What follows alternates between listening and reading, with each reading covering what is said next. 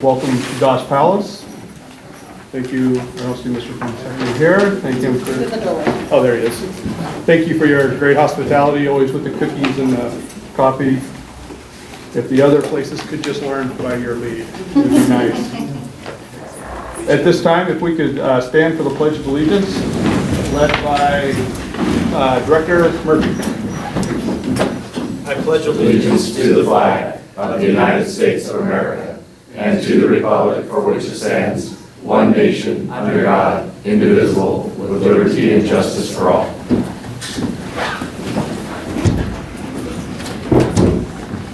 Thank you, Mike. We'll move on to the invocation.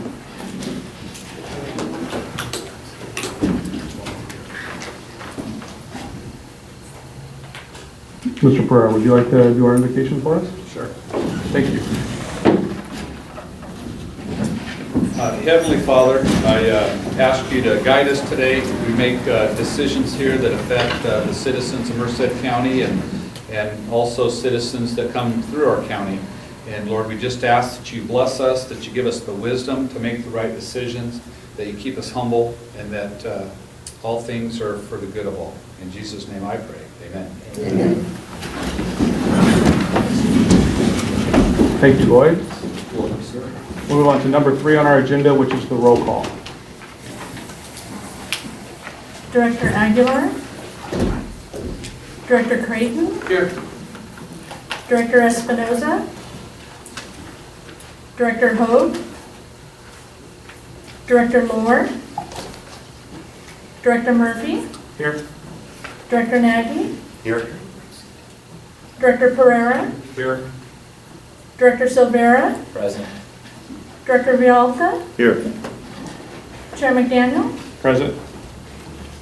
And we have,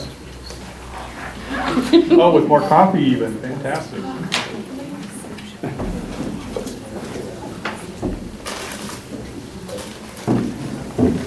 We will wait for our new board member to get situated.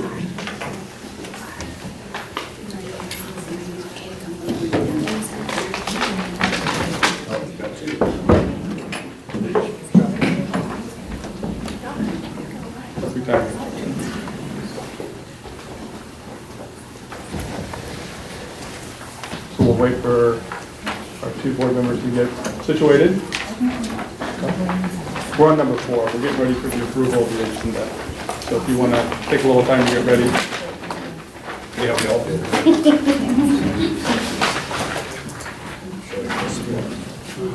Director Hogue. Here. Director Lohr. Here. Thank you. Okay, we'll move on. This is an action item, the approval of the agenda. So moved. Second. I have a motion and a second. I think it was Scotty and then Laura. Are there any comments in the public regarding our minutes? Approval of the agenda. Sorry about that. Seeing none? All in favor say aye. Aye. Opposed? Seeing none, motion passes unanimously. Now, just as everybody arrives, we'll go ahead and move into closed session. Oh, public comment. I marked it off and moved on. At this time, if anybody would like to speak to this board, this is your opportunity to speak before us on anything pertaining to us.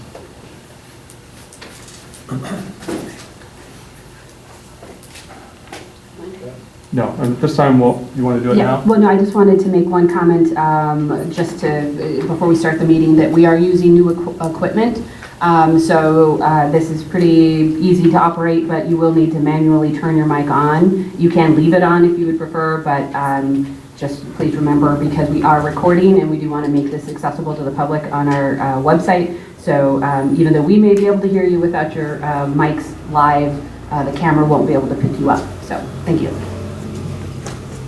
But I do have the mute button, the power of the mute. So at this time, we'll move on to item number 6 on our agenda, which is closed session. Conference with real property negotiations, and then we also have public employee performance evaluation. So at this time, we need to vacate the room.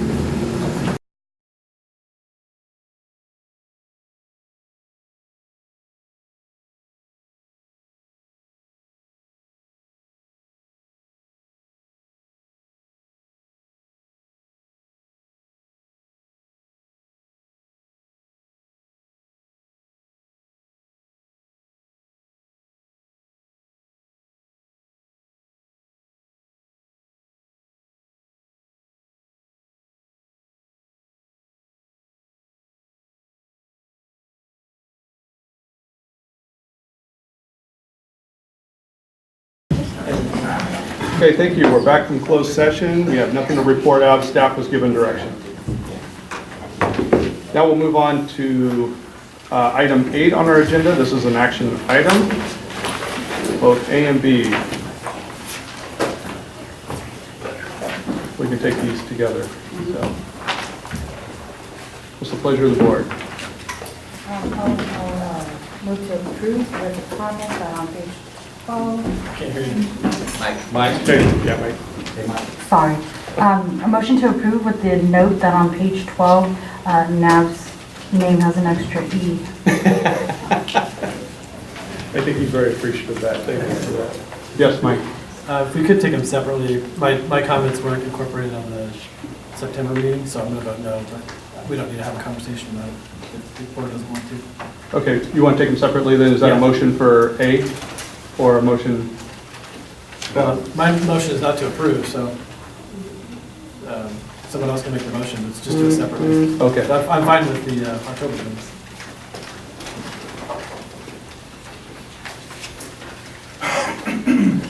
Okay, so can I have a motion for A then? Motion to Or no, you don't, you like the October ones, you don't like? Yes, Let me get a motion for motion A. to approve item 8A. I have a motion on the floor Second.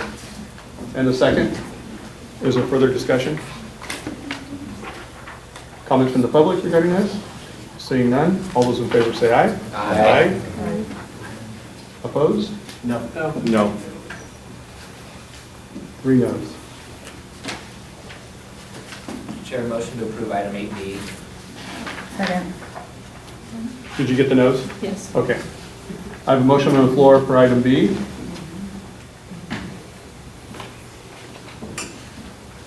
Second? I have a second. Oh, Thank you. I seconded.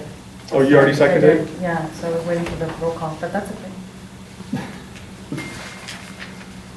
Are there comments from the public regarding this item? Seeing none, I'll bring it back to the dais. Any other comments or questions? All those in favor say aye. Aye. Opposed? Motion passes unanimously. Now we come to item number 9, Citizens Advisory Committee Report. This is information only, and Patricia Ramos Anderson will be presenting.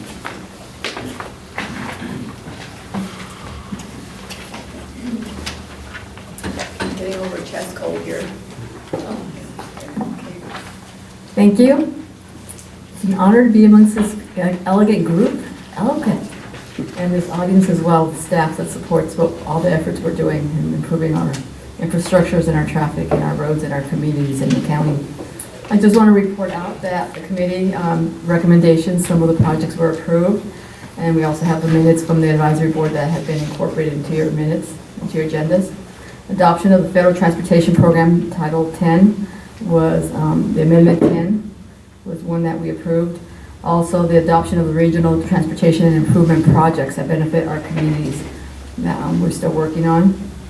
And then the other items that were just informational for the group is on the transportation planning measures of Measure V and updates. Those have become very, the signs are wonderful to see out in the neighborhoods and the communities where the money is being spent. And the community, the public really appreciate it because they see where the money is going and the improvements of the roads changing. As well as the Transit Joint Powers Authority for Merced County on the county's monthly update meetings. Those are very helpful for all of us. It gives us a lot of good information for us as residents and also for you as well. Pioneer on Widening Road Project funding options, and then the support letter from the Merced Fresno Bakersfield interim operating segment. And last but not least, the announcements, some of the staff. As you can see, Dake talked about the status of the campus parkway. Matt Fowler responded to that project. Matt again also responded to and stated that the January Citizens Advisory meeting will be moved to January 10th. And last but not least, Mary Michael Rawling invited the committee to attend the MCAG, the grand open house. That's always wonderful. We look forward to it on December 19th at 5 p.m. And that's all I have to bring to the group and update you. Thank you for your time. Thank you, Patricia. Now we'll move on to the Merced County Regional Waste Management Authority. That brings us up to item number 10, Merced County Regional Waste Management Authority monthly update, information only. Eric Zetz.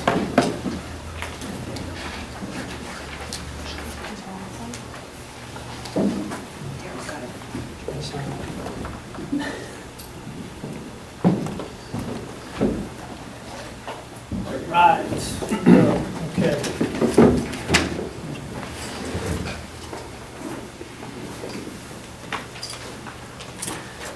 Mr. Chair, members of the board, welcome.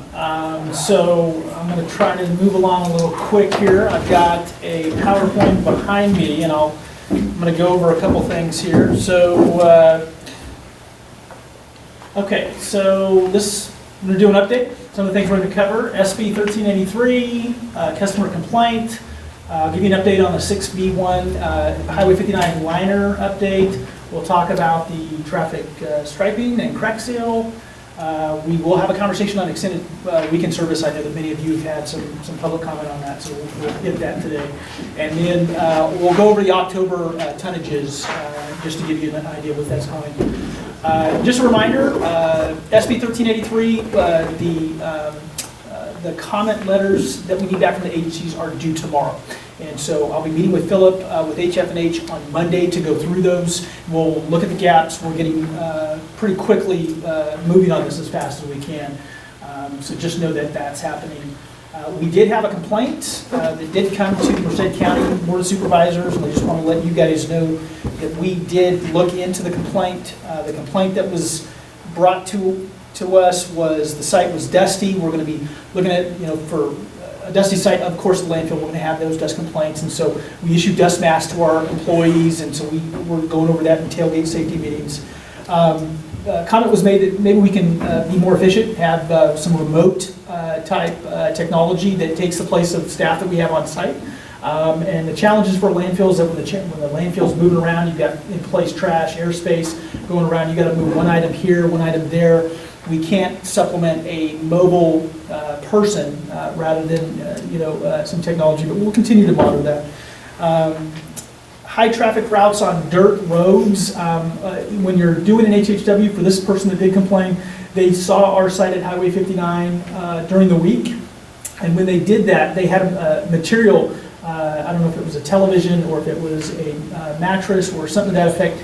They were then directed, instead of the permanent HHW site that's on Highway 59, they were directed to a dirt path that goes to where that material was dropped off at. And that dirt path is generally situated just because of where our equipment's being mobilized at the time. Thus our spotters are putting them. But we'll continue to make sure that we've got the public entering the site as safe as possible. Access points being different than what they were before, depending upon the material that's coming to the site. You could one day go to one spot of the landfill and another day go to another, and I believe that's what happened in this case. So we're working on making sure that that's addressed. And then a permanent HHW site, which is actually a pretty good suggestion to have a permanent site.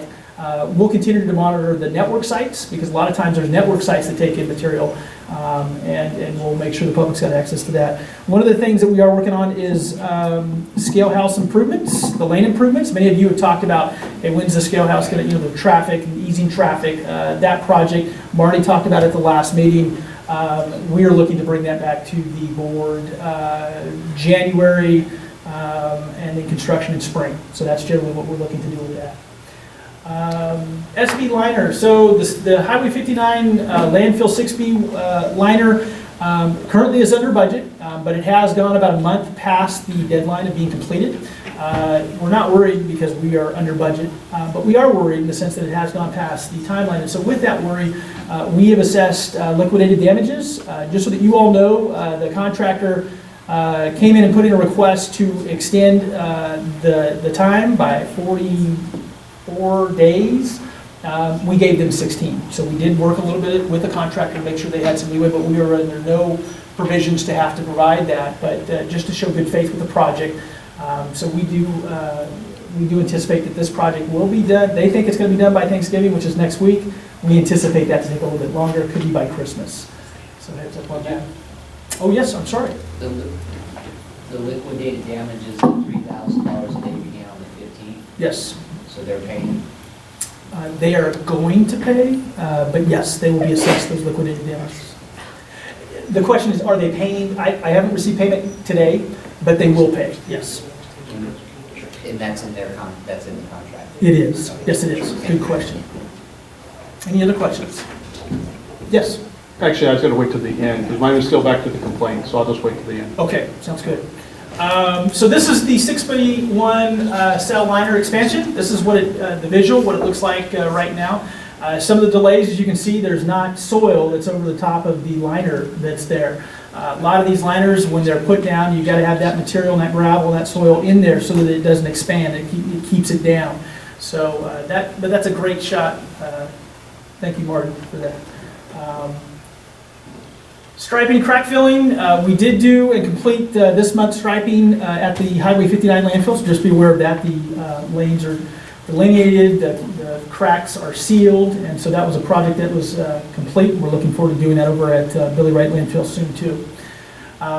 Okay, so here's a conversation piece that I think is very important for each of you. One of the things I looked at was to look at this kind of in detail, so we'll go over these items here. The first item I want to show you is the Highway 59 landfill tonnage. What you need to know by this, and what you really can't see, is that each of these colors on the bottom is a day. The green is the one that you need to be most focused on. The green is Saturday. And so this is Billy Wright. This is days of service, each of the weekdays. And you will see that for Saturday, the day that's shown there, that's the least amount of material that we're seeing. Now, this is tonnage by hour for Billy Wright.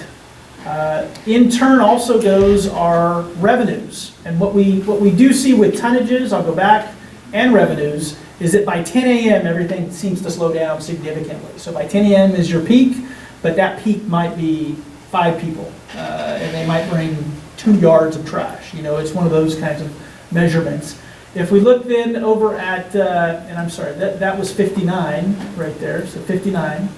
And if we look over at Billy Wright, you can see it's stagnant for what it brings, but you could have one truck bring in a lot of material on that one stop in time. And again, the green is Saturday, and the others are the various days throughout the week. And revenues, really what we're saying is that a 9 a.m., 10 a.m. revenue is really the call for when you're making your most bang for the buck, if you will. If we look at, I had to look at the equipment. There's a lot of equipment for both sites, and so we've got O&M costs, we've got fuel costs, we've got labor costs. This is the calculation that NAV staff provided. Thank you, NAV. And so with that, what we've come up with is a estimate of $3,600 cost per day for both sites. So if you're looking at $1,800 for each site, doing the math for equipment. So that's our equipment cost that we can estimate. This sheet, and I will tell you, the 2 landfills that I've been a part of, this is a regional landfill site, and it is the leanest as far as employee staff site that I've ever been a part of. Short of being a closed landfill, there is not a lot of staff at the 2 sites, especially at the 59 site. So I'm quite impressed by this number, but really what you have is you've got the requirement on the left, you've got the positions that we need to staff, and so we need a lead operator. Below that, you need a lead operator at each site, so there's a number 2 up there, and it's 1 for each site. You need an equipment operator, someone that's going to be operating equipment at each site. So we've got 1 equipment operator. To me, it's a shock to have at Highway 59 just 1 equipment operator, but we do that. And then you've got 2 maintenance workers, 1 on each site. These are generally spotters, is what they are. And then you've got 2 more maintenance workers that are at the resource recovery, 1 at each site is what you have. And then we have scale house employees. The scale house becomes a pivotal part of this discussion, where in this scenario, right now, today on a Saturday, and that's what this is, you've got 2 scale house employees at Highway 59, and you've got 1 scale house employee at Billy Wright is what you have. The fully loaded hours, dollar amount is per hour. And then the landfill site information is what I've just told you. This is the cost of what it basically is. It's about a $10,000 cost per day for Saturday, which that's the measurement of leanness to how good this site has been ran, or these sites rather have been ran. Something that we need to point out is that this board has approved additional Saturdays to this to the workload on these projects. So I think, in 2016, this group, we had a series of layoffs, we had a series of which we weren't making money, and so we made some changes and got better, and with that, we were down to, I think, 16 full Saturdays, and then 20 full Saturdays, and 21 full Saturdays. We're now up to 26 full Saturdays, and that is that $10,000 cost, if you will, for each of those Saturdays. Side work. So a lot of times what ends up happening, and what you have, and this was the kind of learning for me, is that you have employees that on the Saturdays that they're not working a full Saturday, they are working half Saturdays. And so on those half Saturdays, they're done for the second part of the day. And I asked, well, what is it that the second part of the day that they need to do? Well, this is where we get into situations at which we're turning compost piles, we're greasing wheels and tires, we're changing tracks on trucks, we're going out building boxes and sorting out through our recyclables. We're helping out with traffic that comes into the landfill, where we're setting up cones and sweeping and cleaning the debris. It's really hard to see, I apologize for that in this slide, but each of the workers have work that they do on that second half part of that Saturday. What ends up happening is that in order for the staffing, as lean as it is to produce all of this, they shortchange themselves on Mondays, which is ironic for me because Mondays are a busy day in many cases. But what ends up happening is you have employees that have to stagger to work those Saturdays, and that's what they've been doing for many years. So this is the nuts and bolts. This is really what I think that you all would be interested to see.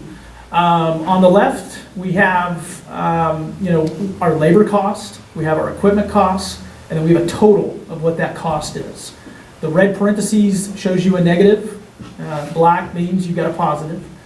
And then annual operating tons is the actual tons. So what you have on the bar on the left is 43,000 tons. That is what we did on Saturdays, working 26 full Saturdays is what that is. On the existing 26 half Saturdays, that's the tonnage there, and we've got the costs associated with that tonnage. The revenue system is built such that depending upon the stream that comes in dictates the revenue that you get per ton, right? And so what I've done here is I've taken the lowest revenue per ton of $26 a ton, just to do a very conservative estimate. And so this is the estimation of how much on the left for full Saturdays that we would make. Minus our total expenditure costs, we come down to what's left for us. And for existing Saturdays as well as for full. As we get into 26 additional Saturdays, so if we went to 52 Saturdays, full-time staffing is what we did on that. What we have to do is on the top, you'll see in the parentheses, we have to add 3 staff. The purpose of the 3 staff is to have 1 equipment operator at each site, and 1 scale person, 1 more scale person at Billy Wright, at 59. I struggle with the 3 because I think that 3 should be 5. So I will tell you 3, I struggle with that. But that's bare bones going based upon what Marty's been able to do and the predecessors of the staff here. They've done a very good job. I struggled with 3, but 3 is that 3. Next question on that. Yes, you can. You're talking the scale house. So the whole problem that I see is when you get to the scale house, you back up as customers. Sure. So you're saying that if there was enough staffing at the scale house, that line would go quicker. I'm not saying that. Okay. I'm not saying that. So the reason why you need 3 is that you currently have 2 at the scale house where you don't have a staffing that can alternate and rotate. So you need that third body to actually just rotate staff. It doesn't alleviate the lines. It doesn't do that. It's just, it allows for you to work that additional time, and then somebody else has got to take a day off on Tuesday or, something like that. So, so good question. And please ask as I'm going through this, because I know I'm going through a lot. So 3 positions. Each position, you got 30 employees at a $3.1 million labor cost. So do the math, it's about $100,000 and some change per employee, give or take. So if we did 3 employees at the labor cost, that brings us up to $450,000 in labor, just to do the additional, 26 half Saturdays. Equipment cost, I've been somewhat conservative on this, but this 150 is indicative of having to have another D8 or another D7 at a site. Having to have more equipment that's out there. And it's small because you're only going to buy one of those with that increase right there. The total being 600,000. Let's assume that we get the 21,000 tons as we do on regular half days. I would submit to you that you won't. You will actually get less tonnages the more you're open. The more you're open, the less material that comes in. It's a stat that's out there. And so the 21,000 is probably not a real number, but it's a guesstimate to the benefit of hoping that the public is right, that this is not the public, this is really our issue. And so my overall outcome with this is, in looking at this with as lean as I can and with hoping that I would get 21,000 tons, is to say that we're going to take a $50,000 or $55,000 loss each year, to do those 26 Saturdays. And I feel comfortable telling you that I think that's the cleanest way I can say that. It might very well be more of a loss. It might be something that we don't need 3 employees, we need 5. And if that's the case, it could be 500,000. If you look at Sundays, there was a comment on Sundays, and I did the Sundays just for your benefit, but Sundays we need 7. This is where we get into 3 scale house employees and then 2 equipment operators at each site, is what that 7 number stands for. And it's conservative. I hope that would be enough, but I can't guarantee that it would. And that's why this cost per year would be so much. So the final thing I'm going to leave you with, 3 slides and I'm done, we can ask questions, is that I looked at current tonnages. Then I wanted to find out, okay, well, what is our current tonnages? What do we look for in October? And I think I've been here a month, and so this is kind of new for me as I'm learning what this material holds and what's happening. And and here's what you've got. Billy Wright lost almost 100 tons from this October to the year prior. Highway 59 lost 700 tons from this October to last October. Combined tonnage, it's a nearly 800 ton loss. The revenues for that 90 tons, it's $20,000. And for Highway 59, it's a loss of $43,000. So we've got about a $65,000 loss. Is that just for the month or on Saturday? Just for the month of October. For the month of October. Just for the month of October. And so here's where we've got the numbers that I'm showing you. You've got October of 18 was a peak for us. The top bar graph is a total chart, so it totals both landfills material.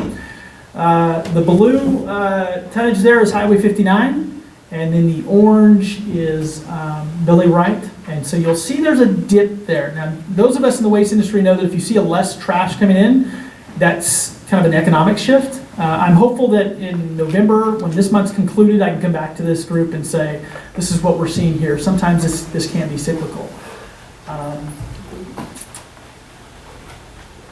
All right. Any questions? Yeah, let me just ask a real quick one. Go ahead. I just had a question on that complaint. It was pretty complex. Was that one complaint or was that multiple complaints? It was one public resident with multiple complaints. Okay. Because I think most of the complaints I've had is about getting through the line. I think that's what the Director Creighton was alluding to. I get a text while they're in line. And so I think if we could rush them through the line, I don't think we'd have to extend the hours. It'd be a way of us just getting them through the line faster. So. Right, and I think that when we do our project for the lane widening, around the scale house, I think that will absolutely address some of those concerns. Right. So, Director Murphy, I saw him.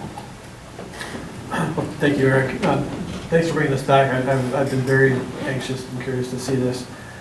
And it's because, we as an agency, we're in the business of serving the public, right? And providing a benefit. And I see a real benefit to having full days on Saturdays. I don't think that Sundays is something that we need or that our residents expect, but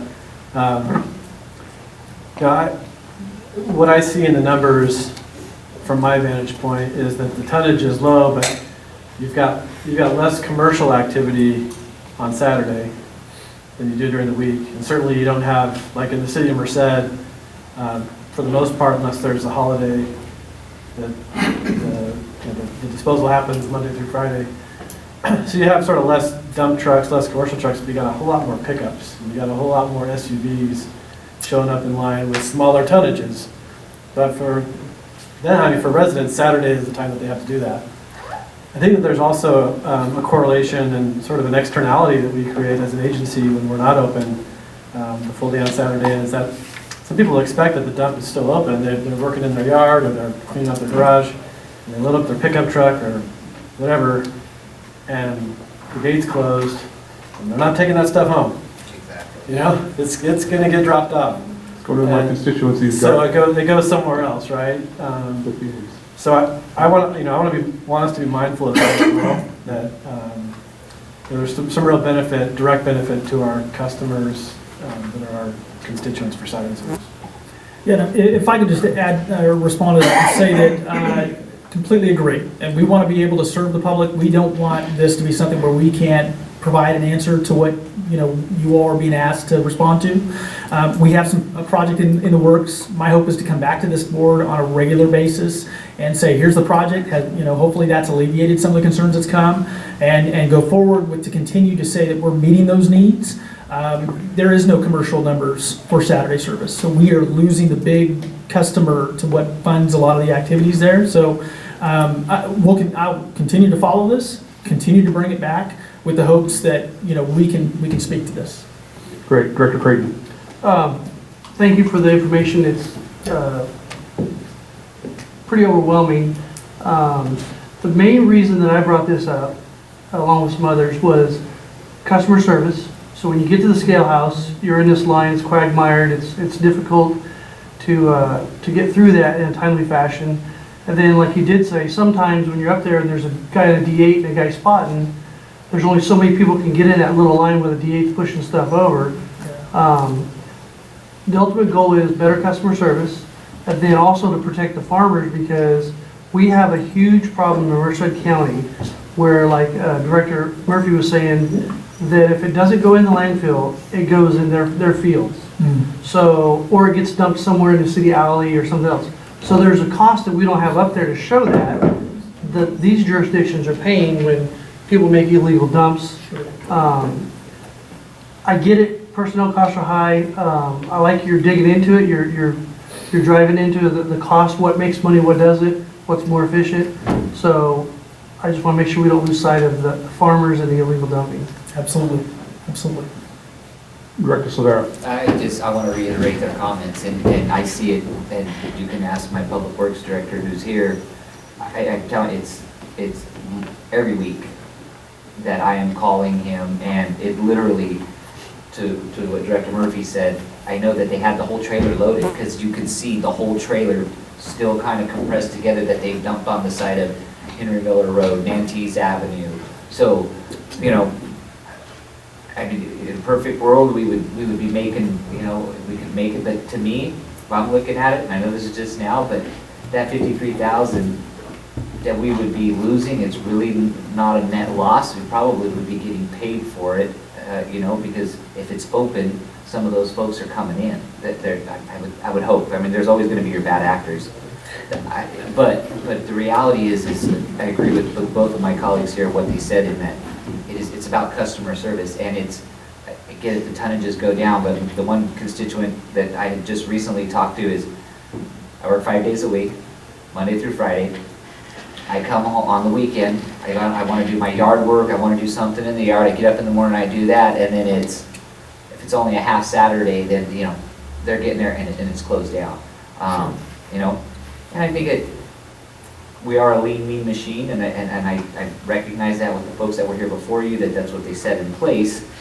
But at the same time, if those numbers are dwindling in the latter part of the day, it's incumbent upon those folks that maybe they can do some of those ancillary things that they would do on those other, at the end of the day, and say, well, we see the car coming, we don't have a whole long line here, maybe we can get some of those things. I don't have a good answer for you, because I'm not a guy that knows how to run a dump, but I am a guy that sees the results of it, and I think not being open Saturday, and it's I don't know how you measure what those costs are to the taxpayer. Great points. If I can just respond to that and say that, one, the sites are both open, the days that they are. Other communities I've been involved, they didn't have this. So this is great that at least twice a month you at least have one full and one half, right? The second part of this is that there's a lot of opportunity. There's things that Billy Wright's got some opportunity in front of it. We've got an AB or SB 1383 that we're going to have to figure out something to do with organics. And what I'm seeing is that we've got some more discussions to have with you all to say what brings this group value and money, and with that, what is also a component to that. And maybe that component is to be open full-time, but it is predicated on being able to be financially sound with our operations.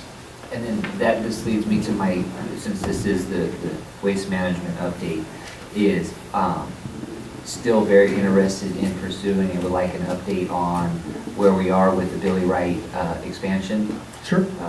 I'm of the belief that we need to keep moving full steam ahead on that. The way that laws are changing, especially in this state, I think that there's an opportunity that we are a permitted facility, and we have the ability to expand that permit, extend that permit, and if we don't take advantage of it now, who knows what this world, especially this state, looks like in 5 years from now, 10 years from now, where they might just say, we're not doing any more.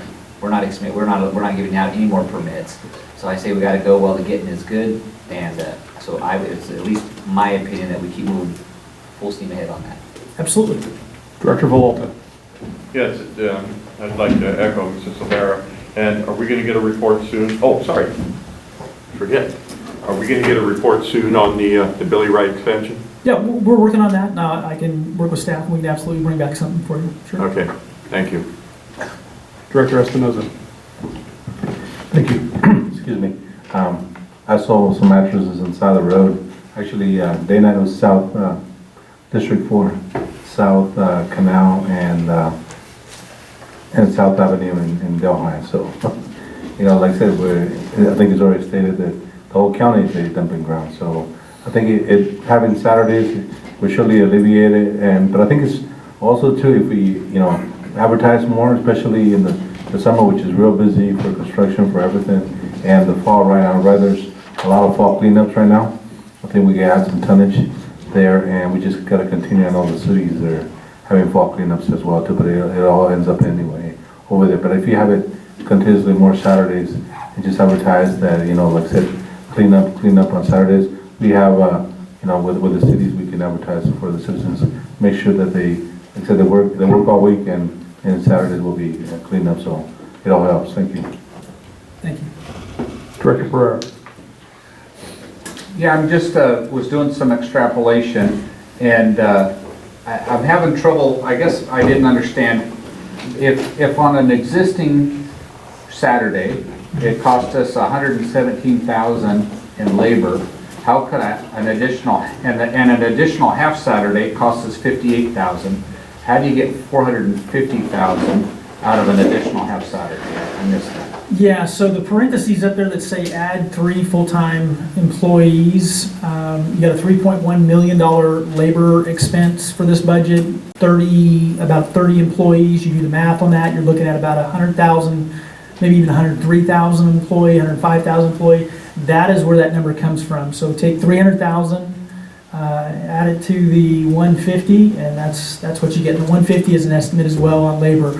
Generally, what you have to have is additional employees, and what we'll end up doing is like a maintenance worker will then work out of class as an equipment operator if you've got to fill a spot. That's why I was saying that I think 3 is not enough. I think you need more.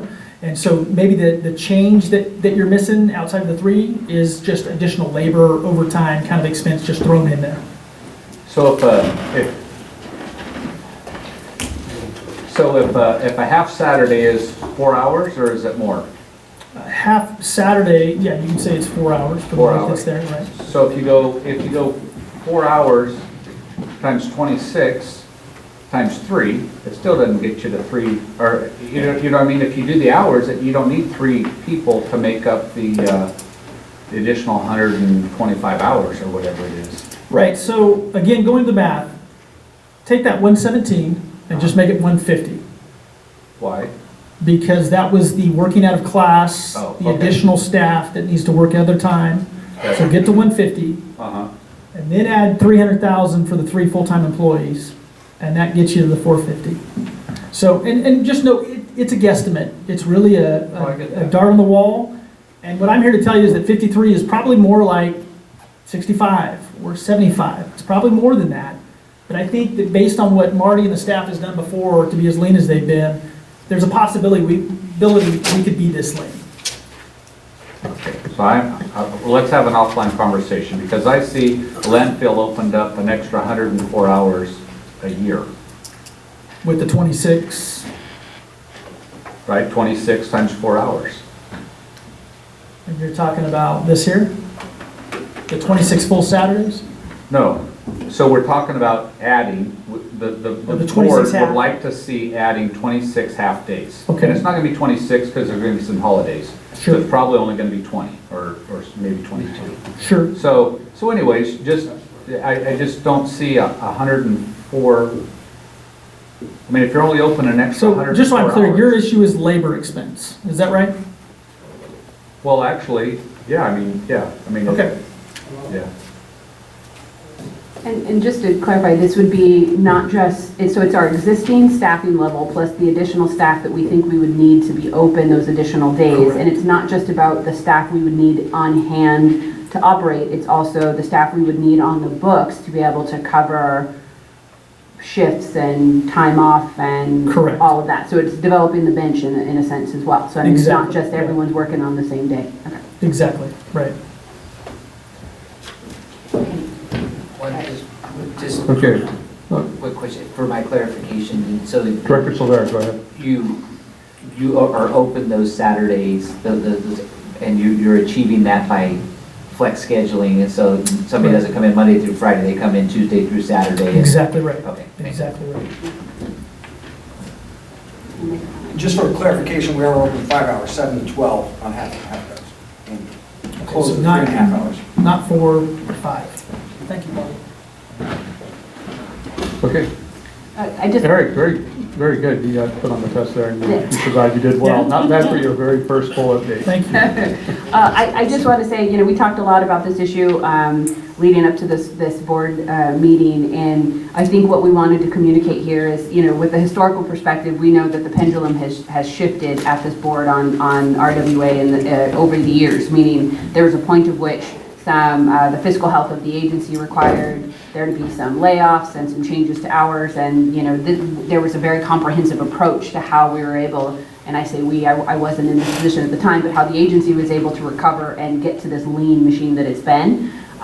So then, though, there were trade-offs, and one of them was being able to be open on Saturday. So that decision was rooted in a different value system than just being based on the customer service element. So this, I think, we wanted to show that if that decision and the pendulum swings back, where we recognize there's a need to have the facility open on Saturdays from just a community service or a constituent level, that the math is what it is, and we can fine tune it. This is the best we've got, but it was just more of just kind of creating that framework of discussion that it didn't pencil out. If you looked at just the finances before, and it was part of the package to bring the authority back into a healthier standing, and it still doesn't appear to pencil out, but that doesn't mean that has to be the answer, the value that you base the answer on. I mean, if it's about service, it's about service. But we just wanted to be very transparent in kind of how the finance side of it pencils out. Yeah, I think Director Murphy, the very first, said that this is a community benefit and service that we do provide, that we need to do that. Because I can say loading up mattresses and stuff like that from orchards is a continuous thing that we do, so. Yeah, and I would add, I think illegal dumping is a big issue. And Right. from communities I've been in, that seems to be the one issue that you've got some need to fix. And so my hope is that I can come back to this board and present hey, we've got these kinds of abilities and opportunities by contract to bring material in to get some sort of revenue stream in that then opens up doors and allows us to be not only financially sound, but to provide for the public that they're asking for. Right. Director Creighton. On the illegal dumping, Yeah. there's a value to that, there's a cost. I think one of the board members brought it up about they dump it, Public Works gotta go pick it up, our Public Works picks it up, the county Public Works picks it up. Is there any component already in your operation plan for those type costs? Is there education plan? Is there, what's out there for our community so that we can direct them to the landfill if we do choose to go that way, so that we can minimize those illegal dumps and really quantitate where we're at with progress versus it didn't do anything? Sure. So the two agencies that I've been with, each of our own agency had that budget and responded to those activities. It was a part of our staffing. One of the agencies I work with, we used, individuals working off jail hours, time to help with those types of movements. And so my agency doesn't have the ability to dictate that type of an operation. I don't have that umbrella. But I will say that the conversation is regional. It's not something that just one of you has. It's something that I hope to be involved with you all on that solution. And one of those solutions that RWA and MCAG is working on is that we have made an offer for a diversion program manager. That individual is coming to us from Republic Services. Illegal dumpings and things of that nature, this individual has seen. They're very much versed, though, in diversion and recycling and 1383 and those kinds of things. And so we are happy to provide any expertise, any help, any assistance, any conversations. And I'd be happy to share any of those programs that I've had in the past that we've done with our own budgets with any of your public works directors or your people to talk about how we do those things. I just know for staffing, I don't see RWA they don't have that. That wouldn't be something they're built to do. It would be on a collection side. That's a collections, That's a we don't collection. handle collections, so it would be, but it's something we could partner with. Director Murphy. I just want to understand next steps. Are we going to have something brought to us to approve at next meeting or a future meeting to get the Saturday's hours? Right, so this is an informational item, nothing before you to approve today. If it is the board's direction to really hammer this out in the next, X amount of months, like I told you, I wanted to work towards, we've got some lane improvements that are going to help with the flow of traffic that comes in. I think that will speak to some of your issues. I have not seen the budget yet, the approved budget. I understand that it is in process, it's just not been finalized. And so my hope is that once I see that would really be the cementing to anything that I would bring to you all to look at and do. If there's a timeline for me that I need to be considering that, I would just ask that you be respectful of the budgetary process. Let me at least dive into that before you make any action. Okay. Thank you. Director Walter. Yes, Mr. Silvera and I and our city manager would like to expand the services to a nautical pickup for boats. Oh, yeah, boats. If I could elaborate on that, we share over here on the west side, people like to just put their used boats in creeks and in fields, but I think we're working on something on that. Yeah, and I would say that for any of you that have issues, contact me directly, and I'd be happy to help have some dialogue with you on that. The creek doesn't have any water in it, though. Very good point. All right. Good point. Okay, thank you. So I look around here on the dais. So is this direction to look further into extending to all Saturdays or extending Saturday hours? There. Right, so informational item, I'll be I think happy to bring everybody's back. shaking their head yes, so Yeah. I would take that as a consensus. Okay. All right. Thank you. Okay, we'll now move to the Transit Joint Powers Authority for Merced County. We're going to item number 11. And this is information only. Stacy Guzman, you have a monthly update. I do, thank you, Mr. Chair. Whoa. I have a couple of slides, but I am going to make it really brief because to be sensitive to the time, but I do want to tee up a couple of things that will be coming forward. I want to mention briefly that We do have a new transit manager that will be joining the team the first week of December on the 4th. Her name is Christine Chavez. She comes from the city of Visalia, has an extensive background in managing operations and maintenance contracts, transitioning to new operators. She has worked with the National Park Service on the Sequoia shuttle system, very technically capable and competent, so we're excited to have her join. She'll be on team in time for the December board meeting. She also has 8 years of experience with TCAG, which is the Tulare County Association of Governments, which doesn't hurt given our unique arrangement here. Yep, and the Sequoia shuttle with the MPS. So that'll be a new face, and then I'm happy to say we are almost at full capacity with her coming on board. I want to mention two quick things. Operations and maintenance contract, we know that we have been working on this project for months now. We released a notice of intent to negotiate with First Transit in October. Those negotiations have been ongoing. They've been very complex, largely around reducing the cost of the contract without reducing service. We knew that this contract was going to be more expensive just by virtue of knowing that our existing operator underbid and that they're unable to provide the service at the rate that they indicated that they would. So we've just been really going, at the table with the new contractor to kind of hammer out, down in the weeds of how many drivers do you really need, and into the weeds to make sure that this is as lean as we can, but not jeopardizing the quality of the service that we'll be providing. So we do anticipate those negotiations to conclude in the coming weeks. We got a response from them just today, and have asked them to flush out their numbers a bit more, but we're at the finish line. And when that happens, it'll allow us to release a notice of intent to award, and then we'll bring an action item to the governing board in December. So I'm going to try to keep the December agenda as light as possible, but this will be an item that we will spend a bit of time on so we can walk through what that contract looks like. And then the goal will be, if there's successful action at the governing board meeting in December, that we would be transitioning operators in February of 2020. And then the last thing I want to mention is we've talked about, and this board has approved, the expenditure of funds for the development of the Transit Administrative Office. That's the building next door. It was a thrift store that we had actually under Patrick had begun that project to develop a new office for the transit part of our shop.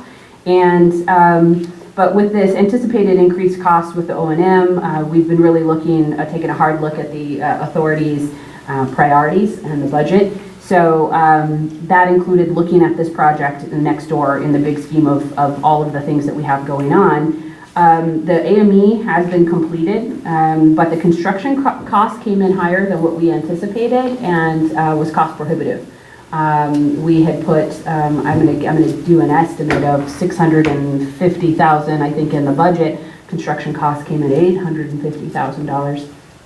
And that was a big break for me, a big stomping on the brakes to say, okay, this may not be a priority or the best use of the agency's resources, especially in light of this growing cost to just provide the quality transit services that we need to do. So I decided to put this project on the back burner for now. And so what that means is that we do have the completed design plans, and so we would be ready to move should the economy change and the contractor prices be different.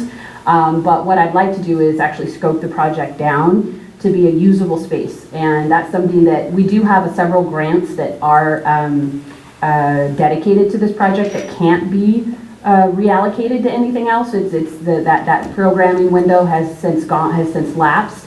And I really think it's an appropriate amount, and it's within the budget that the board had already approved us to do, to build a usable space, which means that it can be a workshop space that the member agencies can use. We can host our Caltrans DBE workshops there. If we're in a pinch, we can host board meetings there. But it will allow us to have a functioning, workable space downtown that both the agencies and our member agencies can utilize for meetings. So that's kind of a look into the short-term future. It's something that we'll pick up again in the spring. But what that means and why I'm bringing it up today is, one, to kind of close that book of that project for now, And also to mention then how it's going to impact an item that will be coming to you most likely next month. I think it was last month, we were full speed ahead on doing the security upgrades for the front office lobby of our office. The reason why we kind of are looking at all of this in its totality is that because we're not going to move the transit team next door, we have to make everyone work, make our current space fit everyone, and we're pretty much at the brim. We're able to maximize our cubicle spaces to go from 6 to 9, but what that means is that for the project that we had designed on a pretty skim budget for the front office security, it only had a desk space for 1. Now we want to make sure that where Joy is up front, that can also be now where our transit, our front office person for transit can sit there and sell passes and address concerns, because that's going to be the main entrance. So I'm really excited because it also addresses some of the concerns that we heard both on this body and at the TRB, that because we had such a small budget that the aesthetics were just not going to be welcoming. It was going to be a smaller window. We couldn't afford to do a bigger window at the front counter.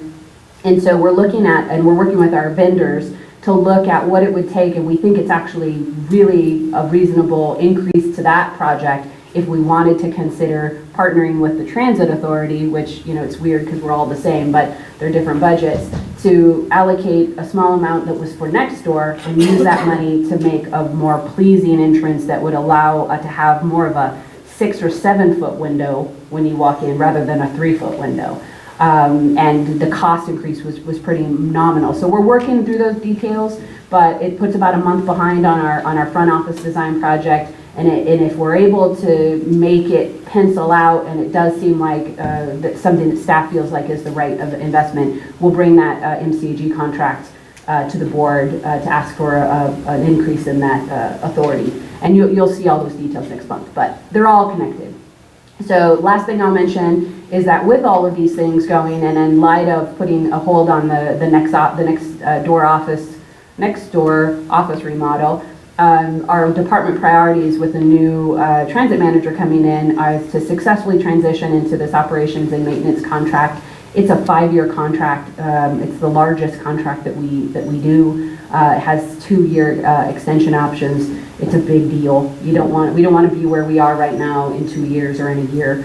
So we're going to get through that. Also, we're in the middle of the start of the FTA triennial review process, which is essentially an audit of all of our FTA funded activities. It starts now, it ends in August with 2 days of visitation by FTA.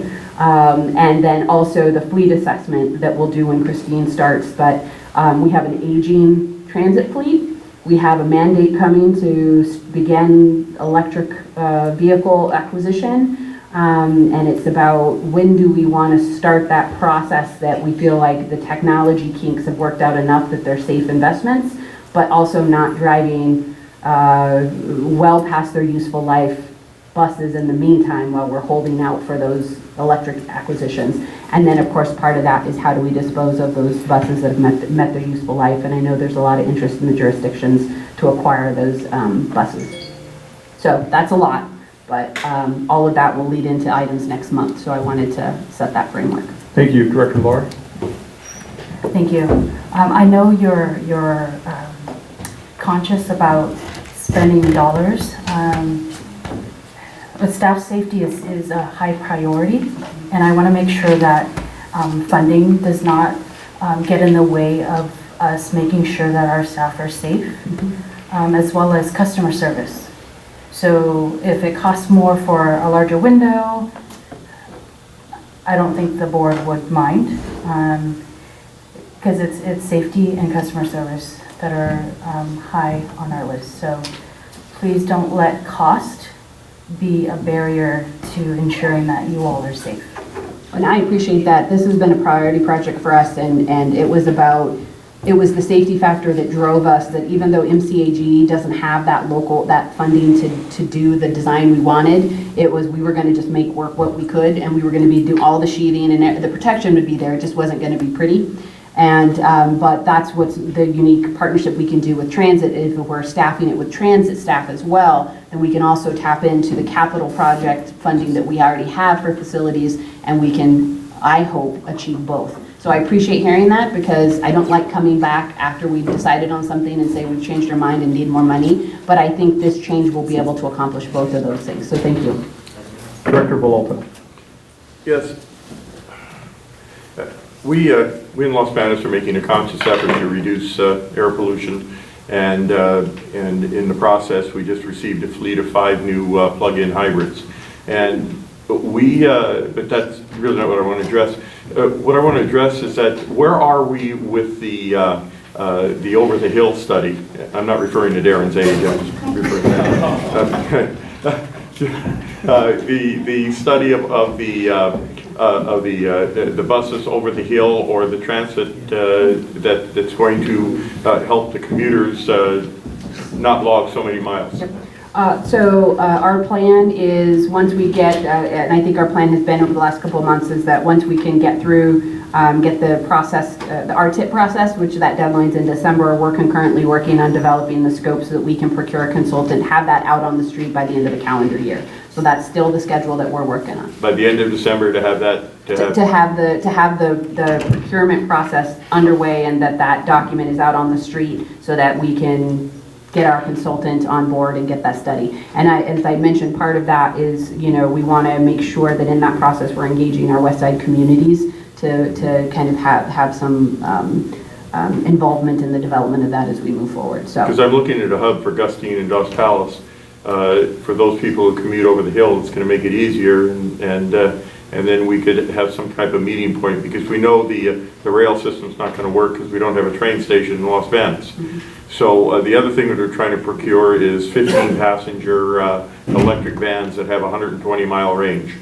And so we're working on those now to see if people in the community want to drive it. And then we'll have a local meeting point. But we're trying to reduce the pollution in Los Banos, and the way we can do that is through these methods and some other methods I'm going to mention later in another item. Thank you. Okay, is there anything else? Thank you, Stacy. I was getting ready to catch your mic. Just kidding.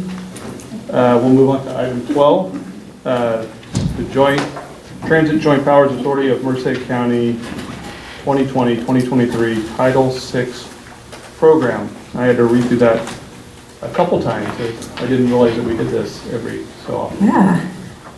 When you're the I thought that was taken care of in 1964. Yeah. Good afternoon, Mr. Chair, members of the board. The development of the Title VI program every 3 years by both MCAG and TJPA is an administrative requirement of the FTA for any agency that receives federal transportation funding.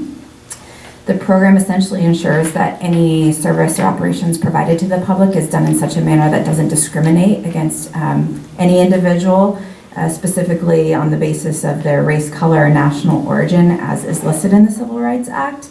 And one of the main pillars of the program is to make sure that anyone that feels that they might have been discriminated against can readily access the complaint process and procedures, and know how to know where to get those and how to submit them in the language they feel comfortable doing that in. The updated program you have in front of you includes an updated demographic profile, outreach strategies for engaging with all populations, and I think it's important to note that there have been no Title VI complaints filed against the MCAG or the TJPA in the last 3 years during the reporting period. And should the governing board approve this today, the plan will be forwarded to both FTA and Caltrans for approval. Happy to answer any questions if the board has any. Are there any questions? Yes. Director Laura. Thank you. No questions, but a comment on the different languages that folks translate the website to is amazing. And that reminds me that the world has its eyes on us. Thank you. Thank you. Thank you. So this is an action item. Motion approved. I have a motion to approve. I have a motion on the floor. Second. I have a second over here. Thank you, sir. Is there further discussion? Let me open up for comments from the public. Seeing none. Further discussion here at the dais? I do have a first and a second. All those in favor say aye. Aye. Opposed? Motion passes unanimously. Now we'll go to Merced County Association of Governments. We'll go to number 13. You're 13. It could be worse. Caltrans report, Tom Dumas. Today 13 is not an unlucky number. Further down maybe. Thank you, everybody. I'll make mine short and sweet like I try to always. Let you know, December 17th, we're going to have a climate change forum in Stockton at the San Joaquin Regional Transportation Center. We're going to send out agendas and invites for everyone, so if you have that day free, we'd be glad to see you there. Just to let you know of some of the status updates. Could you get the mic a little closer so we can... Intersection of 152 and 11th Street in Los Palos. The process is going through, they're doing right-of-way engineering for that project, and they hope they can finish the right-of-way certifications by October, and hopefully be able to get it ready to list by next to fall. Pavement job in Atwater on 99. We got 5 good bids. They're up through legal being reviewed. To remind you folks, that's doing off-ramps, extending those about 1,250 feet, about a quarter mile, doing some other improvements. Excuse me. They will probably have a ribbon cutting early in next year. On the, Chair, Yes. on the Atwater project, just so you guys know, they're going to divert 99 through the old down Golden Atwater State. Boulevard, so that's going to be a sight to see, and you guys are working with our staff, so you're going to see the old way it used to be with, how many cars a day are going down 99? On More than I can count. 80, is it 80,000 now? Pretty high. It's a wild guess if I tell So you. hopefully we have a positive economic impact because of that. Yeah, I know it's double from 2009. It's doubled since then on 99. It's going to be an adventure. It will be. Currently the improvements on Santa Fe and 59, the delay that was going on because they were missing a sign pole, well, signal pole, has been done. So those should be getting in, and they expect that to be completed in a couple of weeks by December 2nd. That's it. Supervisor Pereira? Hi, thank you for that project there, that's nice. I do have one request, is on the east side in the center divide, there's a crosswalk, and then out in the intersection from the crosswalk is kind of a half-circled piece of concrete. If that could be painted yellow or something, people are hitting it pretty regular. What did I say? Yeah, 59 and Olive or whatever. On the 59 Olive side, The new project. when they're making the turn, they're hitting it? Yeah, so if you're on north or southbound 59 and you're turning eastbound on Olive, there's a concrete half circle out by the crosswalk, if that could be painted, or reflectors or something. Okay. There's a lot of black marks already on it. Yeah, that's usually not a choice of color. Black, yeah, okay. Director Murphy? Could you let us know what's happening with 99 widening in Madera? Even though it's not in our county, Avenue 7 through 12.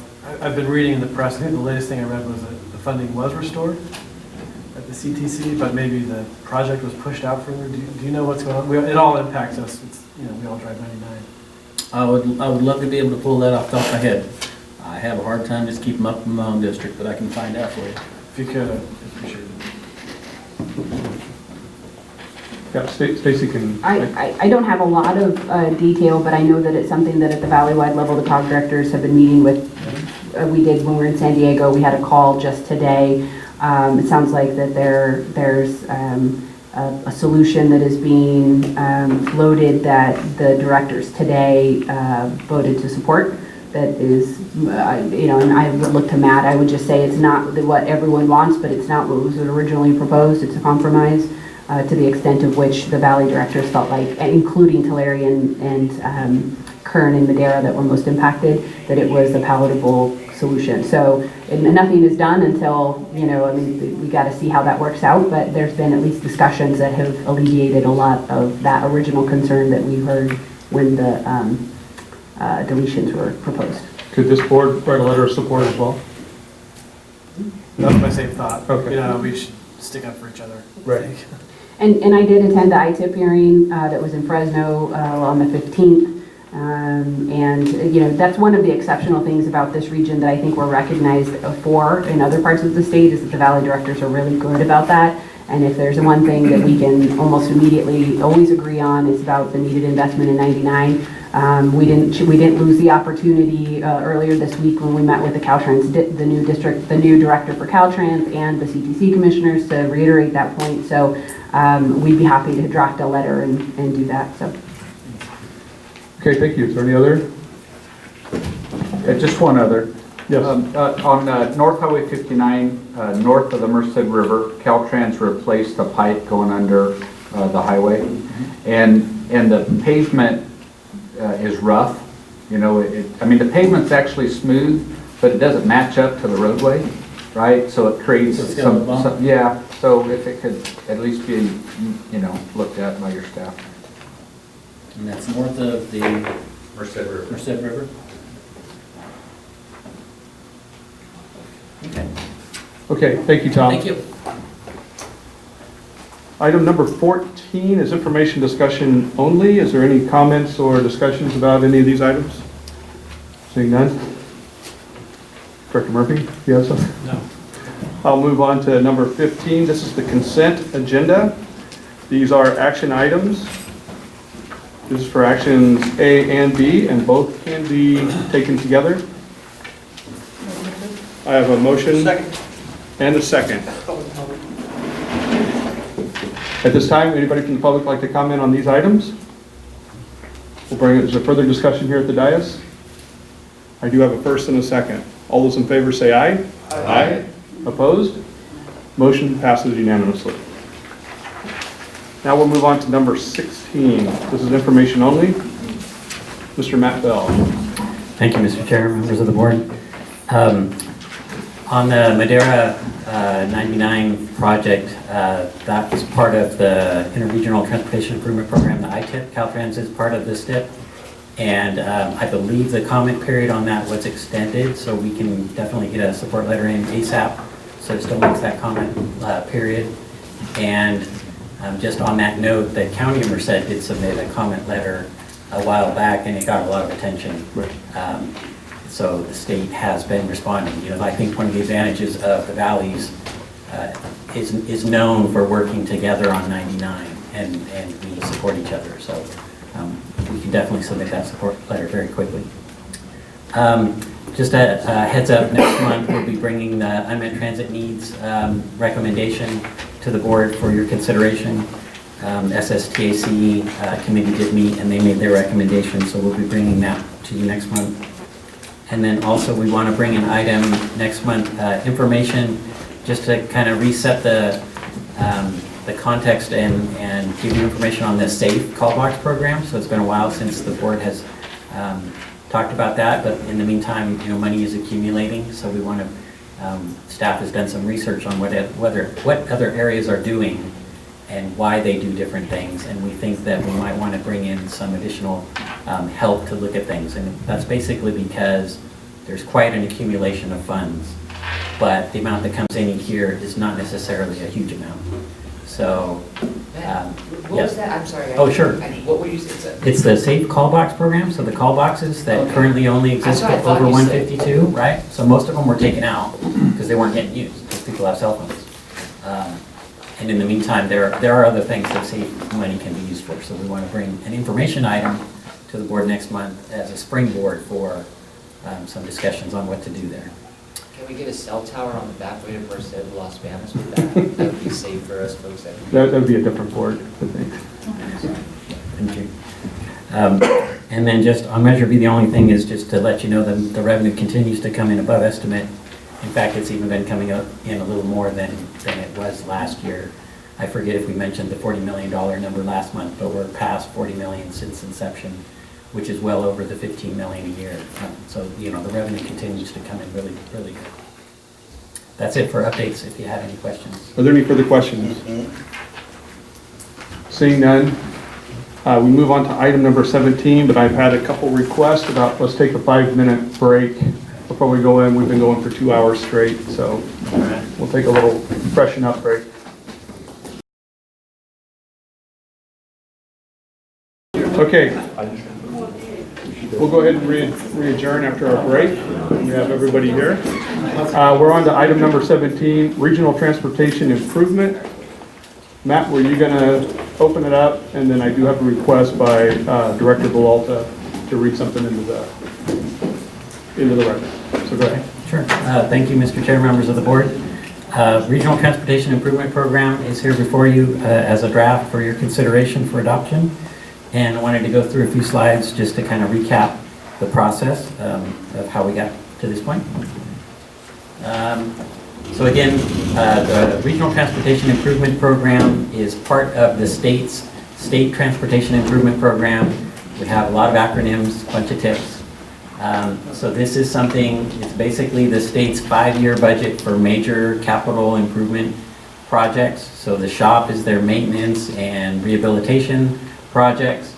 And then the STIP is divided into 2 pieces. And so on the right side, that's the part that Caltrans recommends, the ITIP.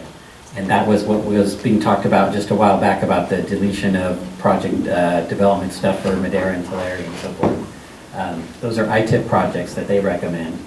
And then the regions throughout the state, regional agencies such as MCAG, each get to produce a RTIP document, and that recommends projects for our share. But on both sides, the California Transportation Commission is the one that decides both of those sides of that equation. And they approve or don't approve what is submitted to them. And they make the guidelines and the rules for what can be submitted. And there are a great number of rules that have to be followed. And so that's the kind of the process, how that works, and they'll make that final adoption next March. I think I have that in here somewhere. It's probably the next one, yep. So the process that we followed so far to date, the timeline was, it's kicked off every 2 years. In June, July, the state publishes a draft fund estimate. They estimate how much revenues, or how much revenues can be available over the 5-year period that they're talking about. In July, we brought a concept report and gave an information presentation at the board meeting. In August, the CTC adopts that fund estimate. And then in August, we had a governing board workshop where we basically went through this material in a little bit more detail. And we had some discussion at the end, and I'll talk about that in just a minute. And then at the September meeting, the governing board adopted direction for us to produce a draft RTIP based on that direction. We released that draft October 17th. There was a public hearing at the board meeting last month. And then here we are today, November 21st. The RTIPs are due by December 15th. And then same thing with Caltrans is ITIP. And then there's hearings next year, and then CTC staff makes their recommendation, and then finally the CTC itself will adopt the STIP. So I wanted to recap the main highlights of these things. So one of them is STIP project requirements. So in order to nominate, for the CTC to approve an RTIP and projects in the RTIP, those projects have to be in the regional transportation plan. They have to be capital projects. They have to be regionally significant improvements. The state has priorities, and they expect that regions will submit projects that satisfy, that do something about these various sorts of things. So safety is definitely a priority, expanding capacity, reducing congestion. Those are the original priorities for the STIP. Project has to have a project study report or the equivalent, which identifies the scope, cost, and schedule of the project. And then one of the most important requirements is that when you ask for funding, you have to show that you can program an entire phase. So if you're asking for an amount of money, the amount of money in the STIP plus any other funding sources that you have to be able to fully fund that piece. And that's, if you're asking for something besides construction, you have to show how you're going to construct what you're asking for. So these are all very, very important. We've run across some of these things in the past with previous RTIPs. Other agencies have run against some of these things as well. So they're very serious about these requirements. I said that it's a 5-year program and they do it every 2 years. So the way that works is that, like for instance, right now we're doing the 2020 STIP, and that will cover these 5 years in green, but the first 3 years are basically already spoken for. So there's already stuff in line, projects have gotten in line and they're in the queue and they've been promised money in those years. And new projects that get added to the STIP would be in those 2 latter years. And you're basically getting a place in line. And then the next STIP would talk about the next 2 years. And so sometimes there's, things that make changes here, but this is basically how it works. So the kind of change that I've seen more often is where things get delayed. So things that are already in, sometimes there's a new STIP that doesn't have money and things get pushed out or deleted. And then occasionally there'll be a STIP that will have unexpected revenue, and then you might be able to get something a little sooner. But most often it works like this. So you're basically getting in line is what you're doing. So in August, again, we went over and we surveyed the landscape of the major RTIP type projects. So of course we look at the regional transportation plan for that guidance on what those regional projects are. And then we also had just undertaken the Measure V process where they, Measure V East and West Side committees were looking at regional projects. So we had those projects to look at as well. So recently, due to some windfall funding, some of the projects are basically taken care of. So Campus Parkway got funded through construction. The Livingston 99 median widening project, that was in the last RTIP. So Caltrans brought a lot of money from the ITIP and the Trade Corridor Program, and they asked for $5.5 million, and the MCAG board programmed $5.5 million to help make that project happen. And then Measure V is fully funding a couple Highway 59 projects, and then there's a couple projects that lack construction funding. One of them is Atwater Merced Expressway Phase 1B, has a PSR and has a draft financial plan with construction starting in 24-25. And then another one is Los Banos Pioneer Road Improvements widening, which has Measure B West Side funding through right-of-way, but doesn't have the $35 million construction funding. Does not currently have a PSR. And then, as you can see, several of these, most of them are Measure B regional projects, either on the east or west side. And I think I put those in here. So yeah, just again, as reference, Measure B implementation plan has a number of regional projects in it. On the east side, it's these ones, and on the west side, it's these ones. So again, looking at those 2 unfunded, and one of them has a PSR and a funding plan. And I wanted to show this slide. Again, this was in the slide at the August workshop. This was our last slide, basically. And we were talking about bringing this in September. Staff recommending a draft RTIP with the project planning and programming money that we use to undertake activities related to RTIP and other project matters. $35 million for the AME Phase 1B, and then work with the City of Los Banos to develop a funding plan. September, the draft RTIP item was actually this, and the direction provided by the board in September was to prepare the draft RTIP with the PPM, with the construction of AME Phase 1B, and establishing Pioneer Road as a priority for future.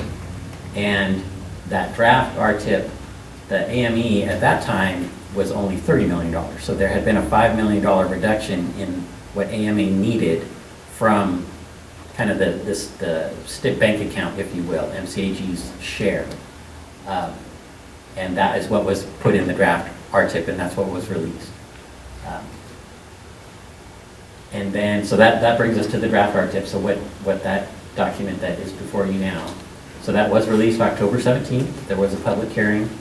Comments were due Monday. I think November 18th was Monday, Monday.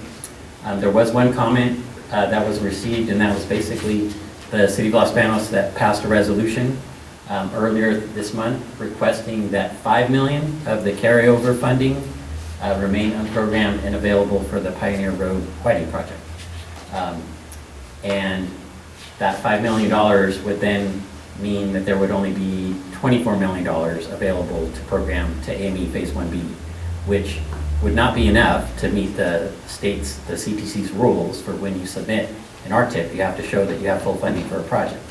So in order to do this, you wouldn't be able to do both of these things, basically.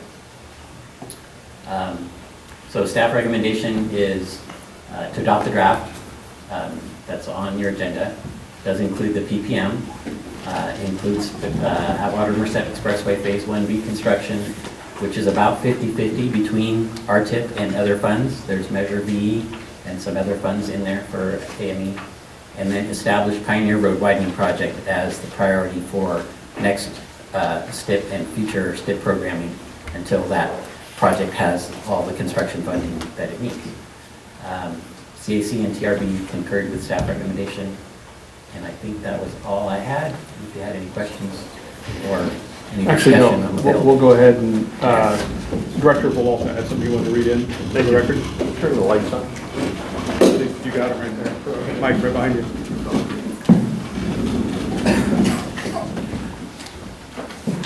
Well, thank you so much.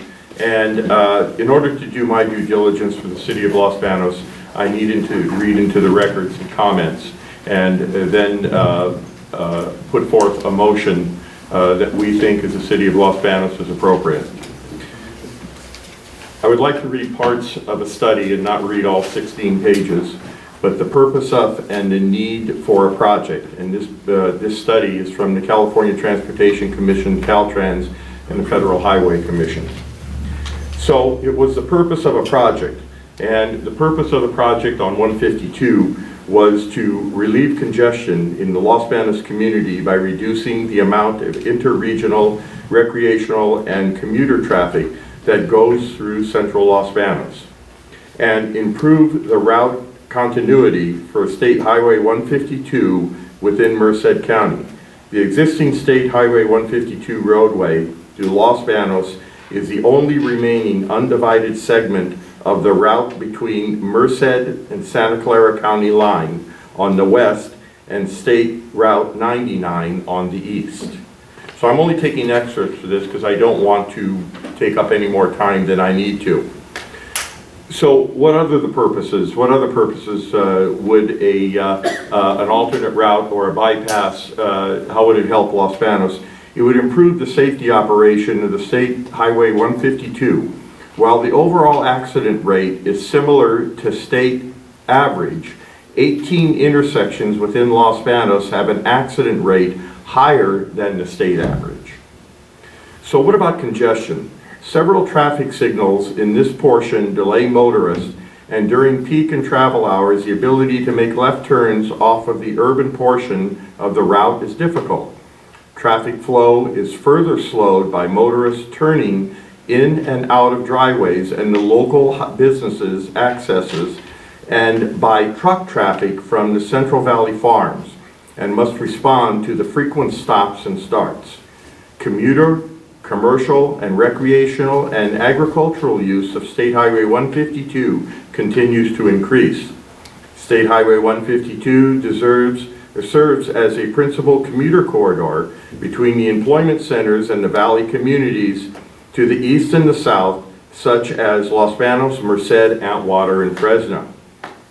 In addition to congestion from the interregional traffic traveling through the center of the city, the intersection of state routes 152 and 33, we have two routes going through Los Banos on the Say Road, Pacheco Boulevard, and 165 Mercy Springs Road has delays during peak traffic periods.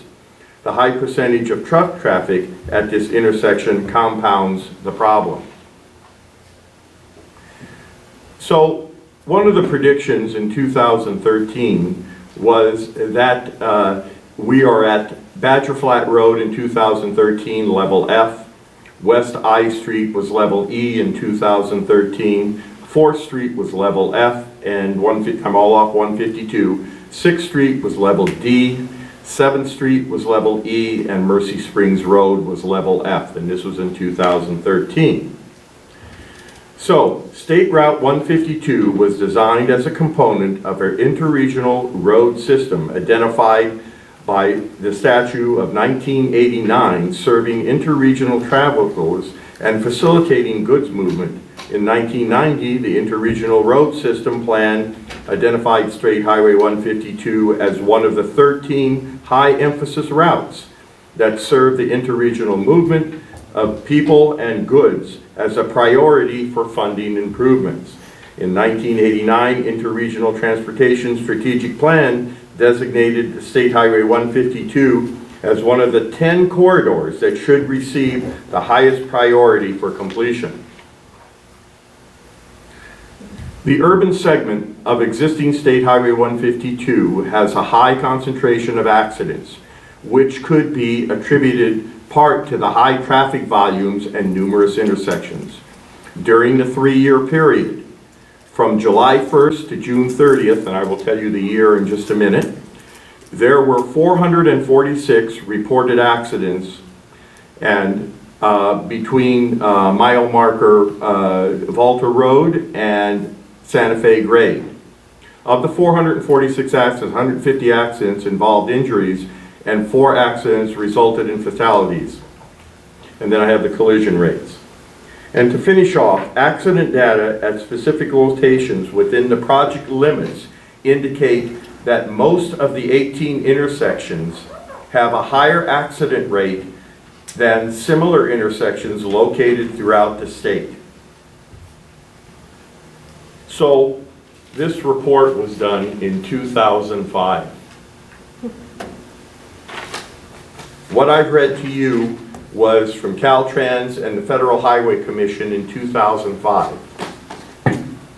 My MCAG in my county, and I'll refer to Caltrans, has done nothing to relieve this congestion. So not to belabor the issue, my recommendation for this item is for you to seek additional funding sources to withhold and not program $5 million of the STIP, but approve AME less $5 million. Now, Matt Fellis said that you can't do both projects. I would encourage you to look for additional funding to give the city of Los Banos, after almost 25 years of being the #1 project on MCAG's list, the #1 project for funding, and nothing has come to fruition. People are dying on that road, they're getting hurt. And so who has the ownership of that? Is it the city of Los Banos, who has done everything it could to try and get a road? Is it MCAG that through many directors and many supervisors and many board members that have not acted on this?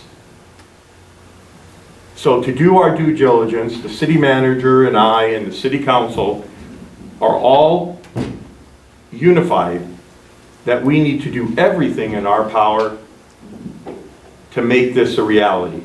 And $5 million programmed today of unprogrammed STIP funds, and I'm not going to get into the county portion because that's not this meeting. And for us to seek all the funds that we can and additional funds to bring this project, whatever it is, according to the PSR, to completion in 5 years. Now, we are working with Dan McElhenney, we are working with Tom Tomas, we have worked diligently. They are working on other improvements to help us to maybe stem some of the carnage that's happening on that road. But I'm here today, again, to do my due diligence, to ask in a motion that you, MCAG board, not program $5 million of the STIP funds, leave it unprogrammed, and approve the AMA project less the $5 million. Thank you, and I put that in the form of a motion. Okay, we do have a motion on the floor. Supervisor Lord requested to speak. Thank you. Just a question. Does that report provide a recommendation? That was the bypass that we was originally through funding that was never funded, referred to and almost a $500 million project. And so MCAG, and I have to tell you that MCAG would have never had the money to build that project. So that's why we pared it down to try and do something reasonable. But if we're going to get this done quickly, of which we need, then it's important for us to gather as much money as we can, as fast as we can. So I didn't clearly understand. It refers to the bypass. Okay, so in that report, there is no recommendation to solve that issue? Yes, the bypass. There is. So Yes, the bypass yep. is the solution. The bypass, which never came to fruition.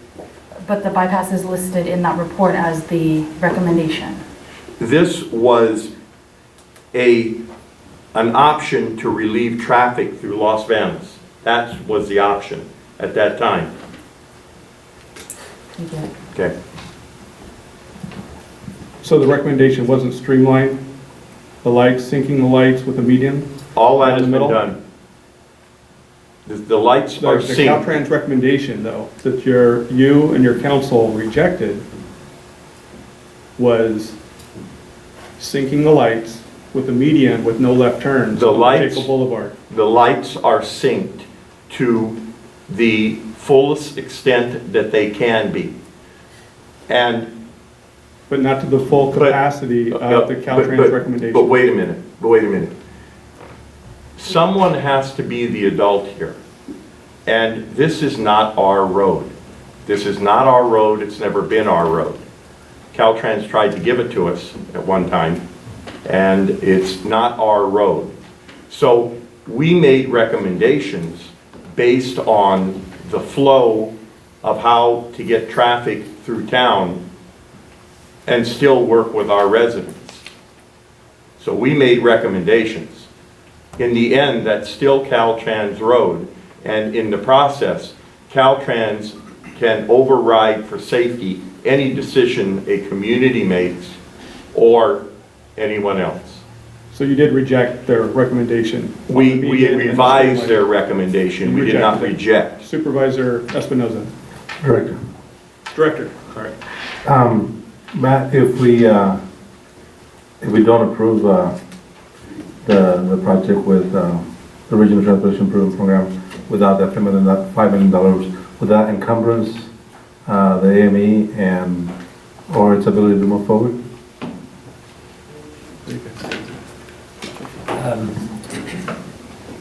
If another source of funding is not found, then I believe it would be rejected on the basis of that requirement I was talking about, where you have to show that you have full funding for the project component that you're asking for.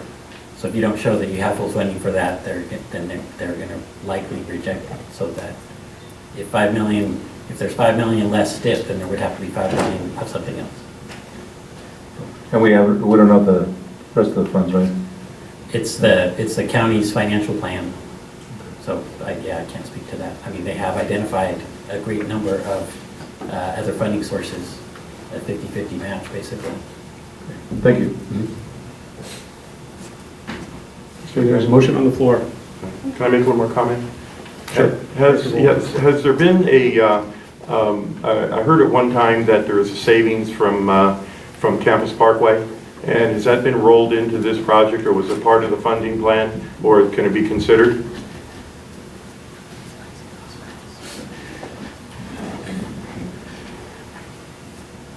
Currently, we're not, hi, Dana Hertfelder, Merced County Public Works.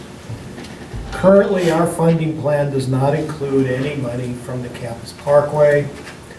We're not sure exactly what the savings will be on that project until we get farther along in phase 3. And we developed our funding plan based on what we feel funds are available from Regional Measure V, County Measure V, County RTIF funds. We've worked with BNSF and the California Public Utilities Commission for funding on this project, but no. We do not have anything planned or incorporated for that, any potential savings from the Campus Parkway. You also have the railroad and BSF, and you programmed that if that money doesn't come through, you've asked to program and make up the money for the railroad. Is that correct? Okay, this isn't discussion of the... No, I'm trying to look at the funding source. I know, I'm just trying to look at the fund. Okay, we're on the motion here. Yes, I know, but I'm asking for sources, and I know of a source, because if that comes through with the railroad, you have $5 million less that you have to put in, Right according now, to the plan. Our funding plan shows that we'll get 5 million from BNSF and, I'm sorry, 5 million from the CUPC. And 1 million. 1 million from BNSF. If we don't get that, we have to go find the other 5 million from another source. And right now, our funding plan shows that if that money doesn't come through, we'll have to backfill it with Measure B if we can find no other funding source. Okay, so let me propose something then. If We that already have a funding motion on the comes floor. through. Yes. I'm waiting for a Yeah. second. Okay. Do we have a second on the motion?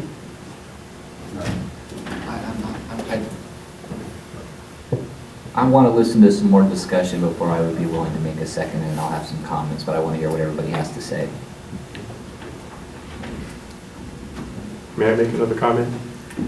Sure. Okay. Let's stick to the item that's here, though. Yes. I'm sticking to the item, and my nexus to this is the funding plan.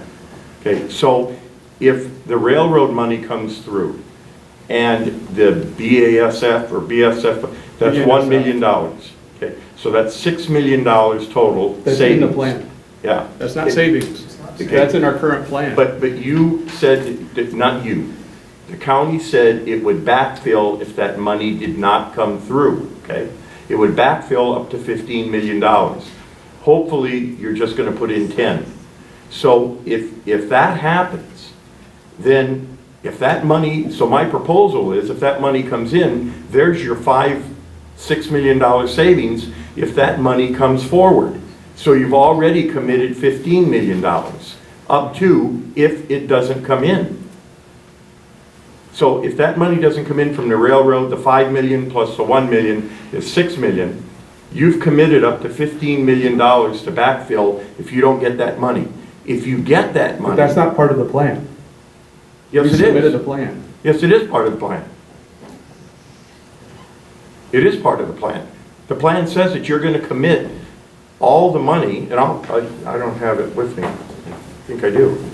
The plan says that you will commit up to $15 million if the money does not come in from the railroad and the other $1 million. You will backfill if that money doesn't come in. So I'm saying if that money comes in, there's your savings of $5 million.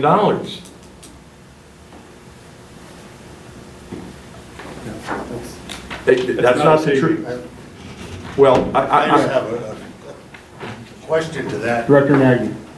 If MCAG is going to backfill $5 million and it's potentially out of Measure V funds. No, it's the county.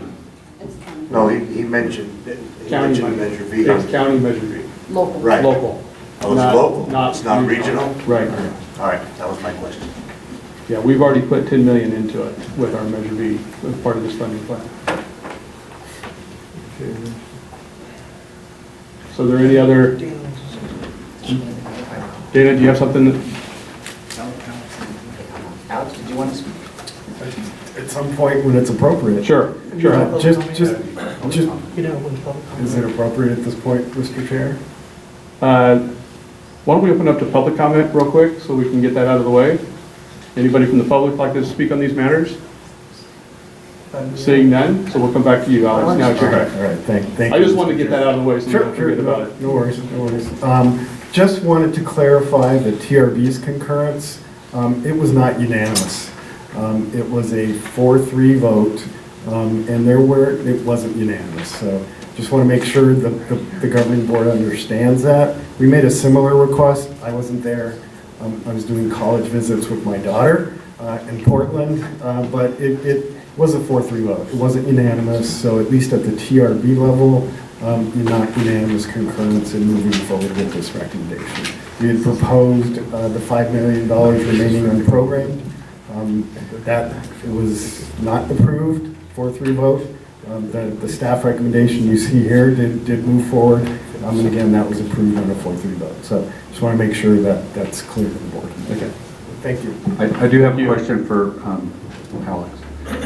Just so I understand, so So at the TRB, there was a motion to withhold $5 million out of the plan for Pioneer and allocate towards Pioneer or leave available. To And that- meet, Oh, sorry, go ahead.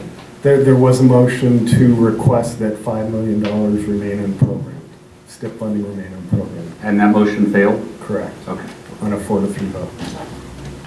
Thank you.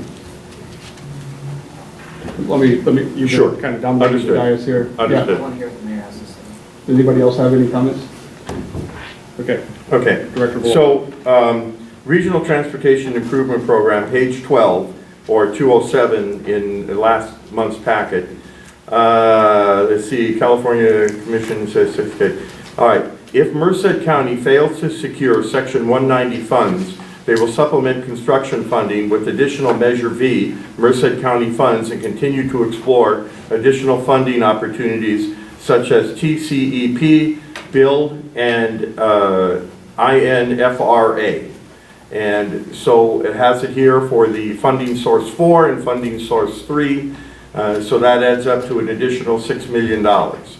And so the original ask of Merced County Local Measure V funds, let's see here, $11,948. So that's what I'm asking for. So that we share in this and we start to say that someone's going to take ownership of this, this after 25, 30 years, and at least 20 years of being the #1 project. So I don't want to monopolize the time. I've made my motion. Thank you. Director Lee. You can go first. I'll let you go and then Thank you. So just for the public's information, the $5 million that Director Villalta is referring to is Merced County Measure V local dollars, and those decisions are made by a different body. I do have a question for staff, if okay. On page 243 of the packet, the last paragraph, Pioneer Road Widening Project. I want to make sure that that the public understands by the board approving the plan as is, as written and presented, that does not include the $5 million that is being requested for Pioneer, correct? Correct? No, I don't know motion. Page 243 of the Yeah. of the board He made a packet. motion that's not being, that wasn't directed by staff.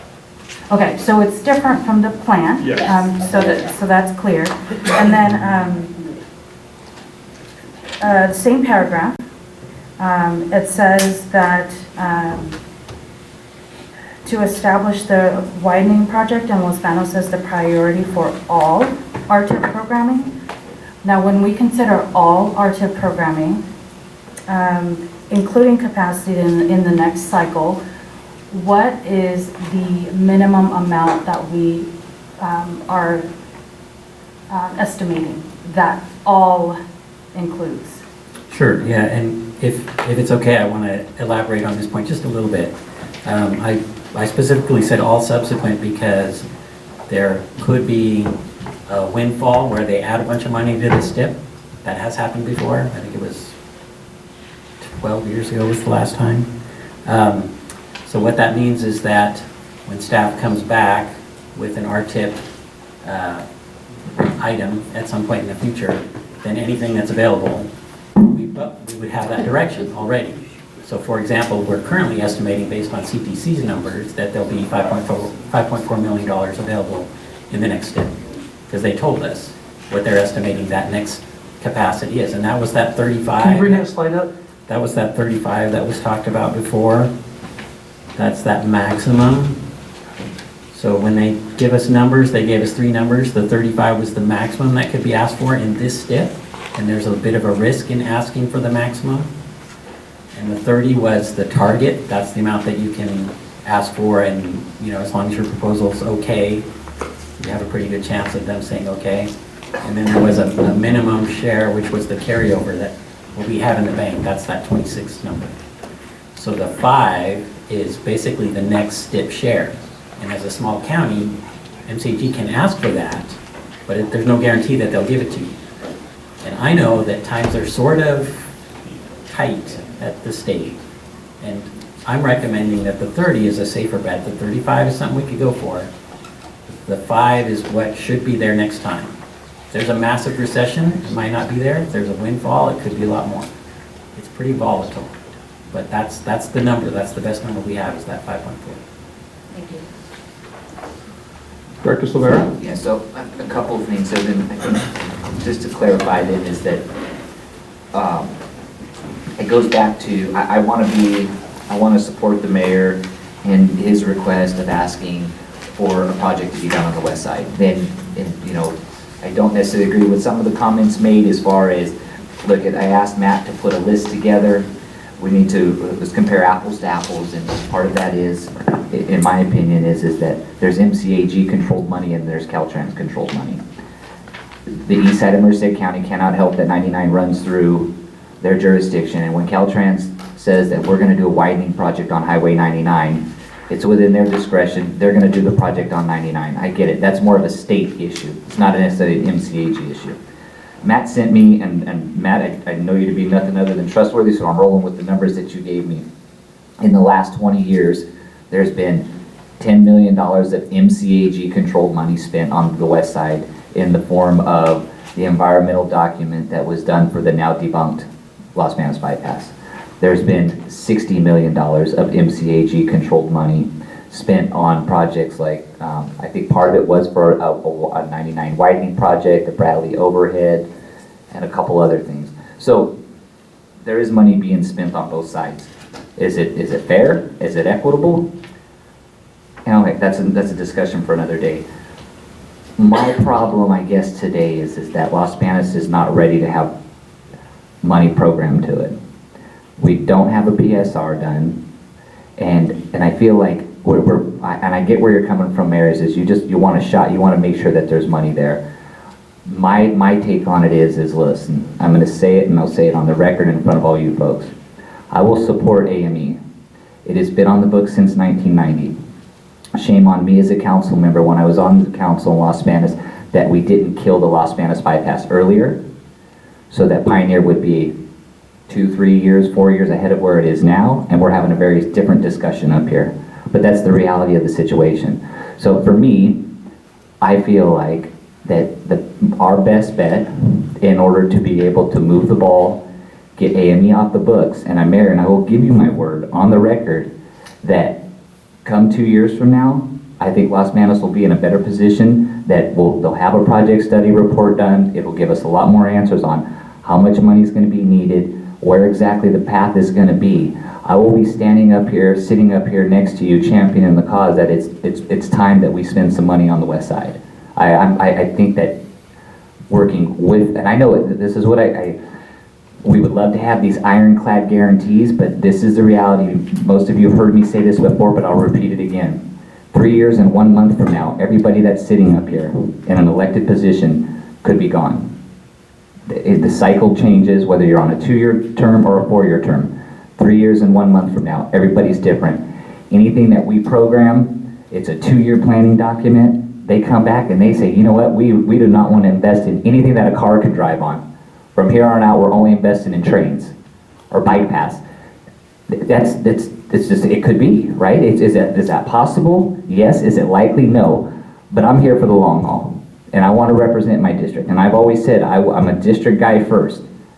I was elected by my district to represent my district at Merced County, and what comes along with that is I have to represent the whole county, and I think that the best path forward is to support AME that's been on the books. But I'm telling you, this is I've said this, and this is not news to some of you. If all of a sudden AME Phase 2 comes up, AME Phase 2 is getting behind the bus, at least with what I can control. And so what I would ask is Mayor, is trust me, and that's all I can do. As I tell you that the way that I see it, the reality of the situation, if we work together, we can accomplish a lot. I think that I'm new to the board. I've interacted with my colleagues. I know them all to be nothing but respectful, contrary to what people believe. I don't think at the county we sit around and try to conspire against the cities. I really don't. I've not seen that in my 11 months being there. But I think that you just got to trust me, and I think that Pioneer, when we make, because the next action we're going to take is making Pioneer one of the priority projects. I will be advocating with you.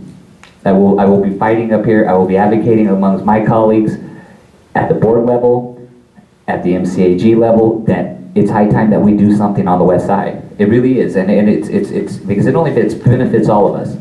It's something I said when I was running for office.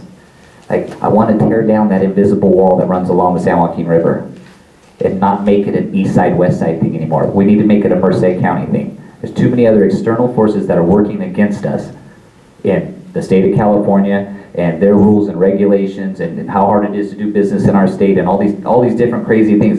Well, we need to come together. That's the only way that we're going to be able to get this done. And I think today the approach is that we move forward with the AME the way that it is. There's a potential of $5 million on the table that's not being programmed in I call it the possible money that could come in further year out.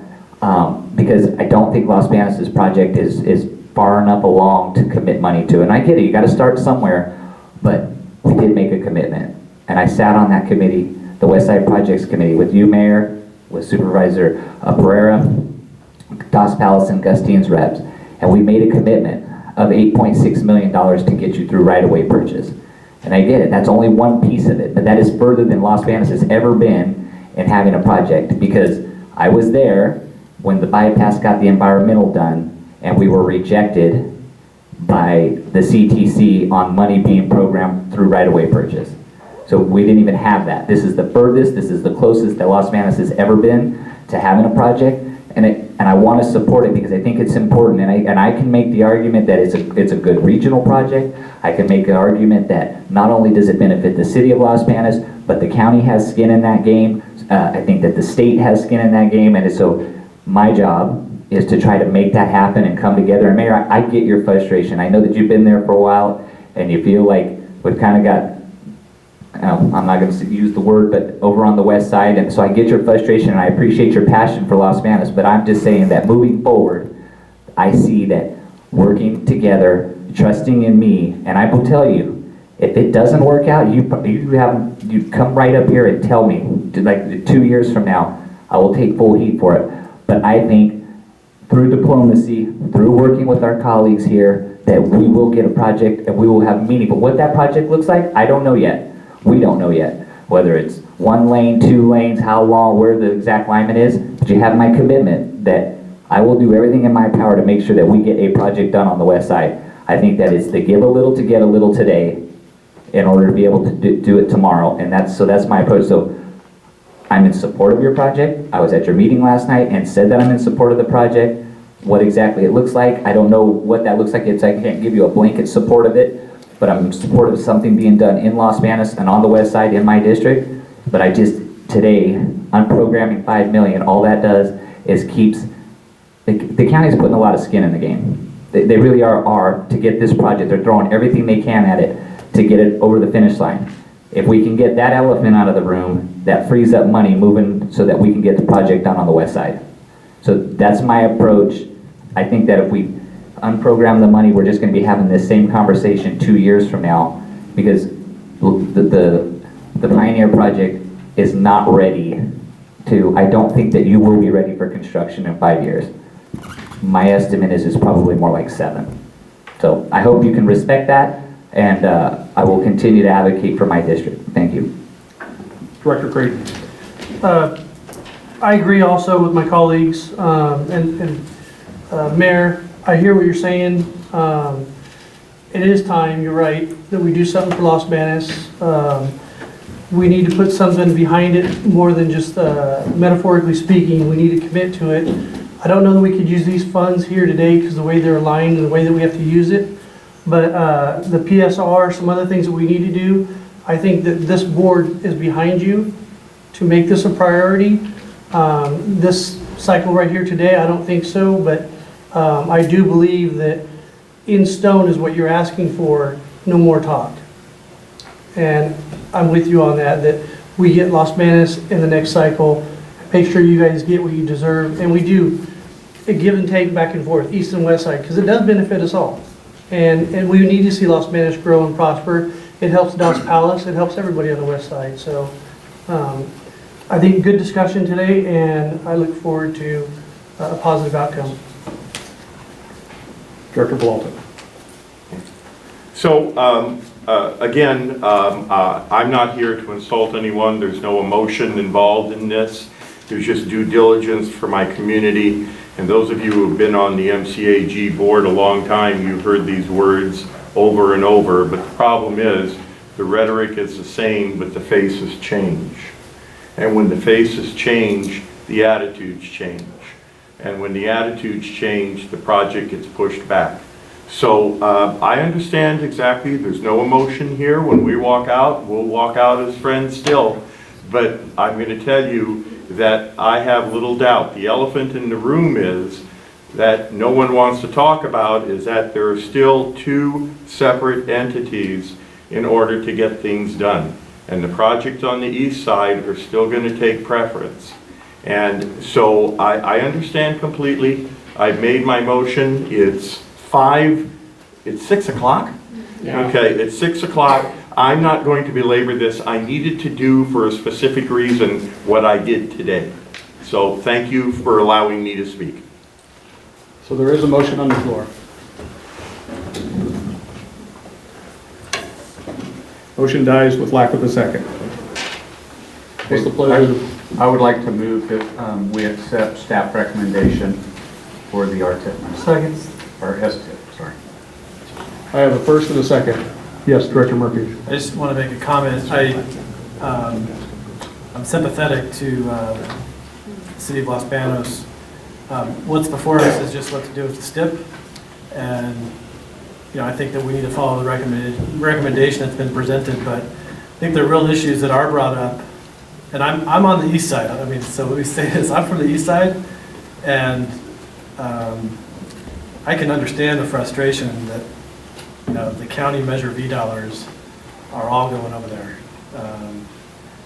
But that's not a decision that we have here at this board, but I think that's some of what's been brought up as well.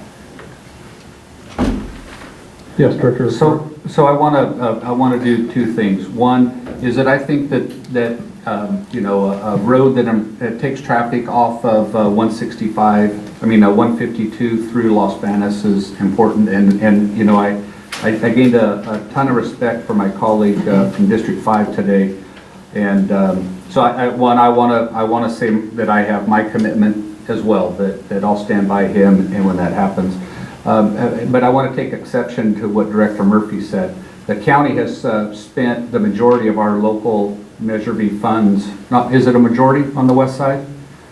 Would you share the split there? Regional. The county's local Measure V funds. The projects we did over here on the west side. I don't have the numbers with us, but they're fairly evenly distributed by where our road miles are.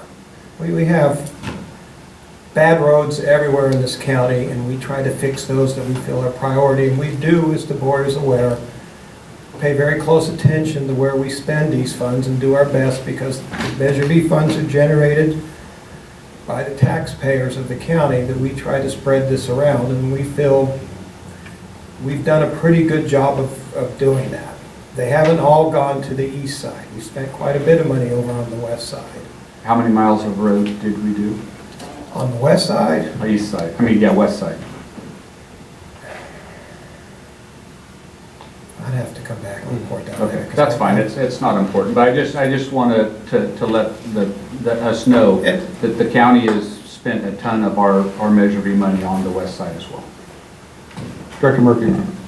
I mean, the corollary to that, though, is that this is going to be the local project for the county, in the county. There hasn't been a single, to my knowledge, and I've asked, local Measure V project in District 2 from the county. And with this means that there's not going to be a District 2 project for the foreseeable future, because all the funds are going there. So this is just a perpetuation of that. But again, I mean, it's a related issue, it's not the decision before us. And I'm in favor of the staff recommendation, but it needs to be out there. I mean, this impacts a lot of folks, what's happening to this funding plan. Okay. Are there any other comments? So I do have a first and a second. All those in favor say aye. Aye. Opposed? No is directed by a 5-member council. So we have 1 opposed. Motion passes. Now we'll move on to number 18. This again is another action item. Mr. Fell. Thank you, Mr. Chair, members of the board. So in September, at the same meeting that the board directed staff to prepare the draft RTIP, which you just acted on, there was also a presentation on some options funding programs that MCAG has discretion over and controls to basically, and what those were. I'm going to go through those again briefly though. And there was also discussion about wanting to see what actions MCAG board could take if it wanted to provide funding now, or when it could provide funding if it chose to do so to Pioneer Road. And also if the board was interested in looking at a policy to not only establish Pioneer Road as a priority for future RTIP funding, but same for other funding sources.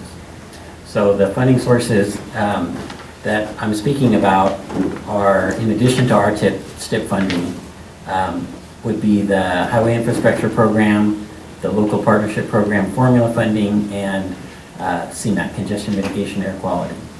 And I want to talk about each of those briefly, and then also why I don't have Measure V up here. Actually, I'll mention Measure V first. So of course, Measure V is another funding source.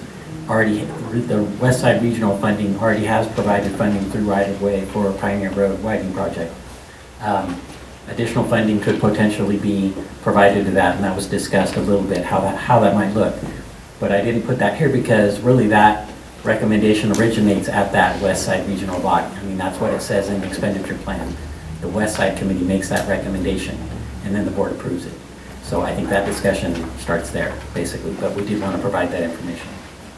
Highway Infrastructure Program is decided by the board, MCAG board. It's a new funding source. We thought it was going to be one time, $800,000, but then they gave us another $800,000 or something. So there's $1.6 million. It's federal funding. It has to be used on federal aid eligible routes. And it's very broad eligibility. You could use it for maintenance, you can use it for bike paths, you can use it for widening a road, all sorts of things. So that's out there. Local Partnership Program formula funding is SB1 funding provided to self-help counties such as MCAG.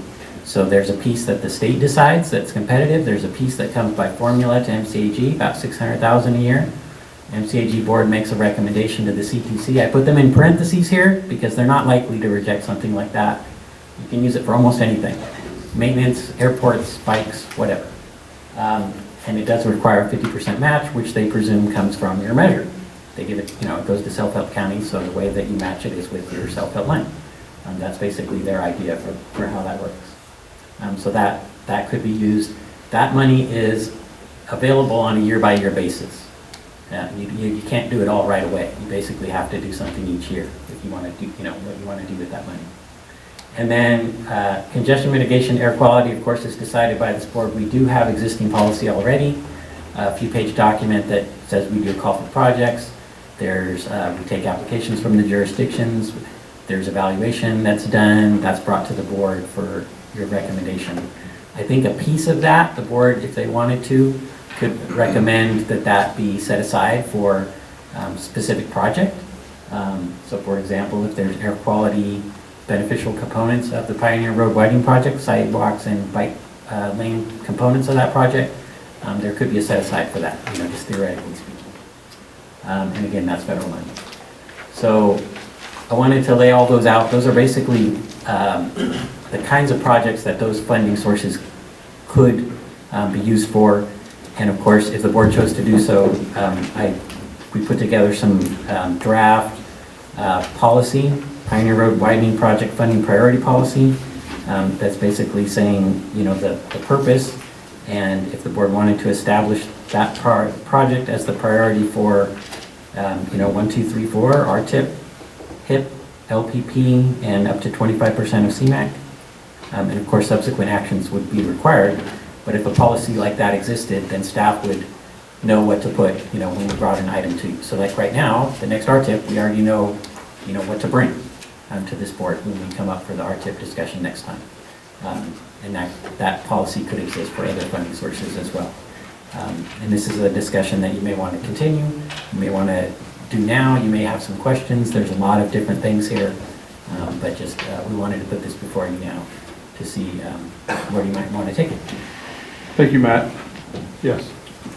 Yeah, I want to make the motion that MCAG establish the Pioneer Road Widening Project and the priority policy or the priority policy options that are discussed in the staff report. I think that all of them are good things that we put as priority to do exactly what we're doing for AME right now, which is trying to find every available funding source to be able to get that project going. I have a second from Creighton as well, so that's a motion and a second. At this time, we'd like to open up the public. Are there any comments? I'll bring it back to the dais. Is there further discussion? Sure. Is your motion for the staff recommendation as presented all options? Yes. Okay, thank you. So I have a first and a second. Yes, Director Ward. Thank you. So this project does not have a PSR, and it says in here that the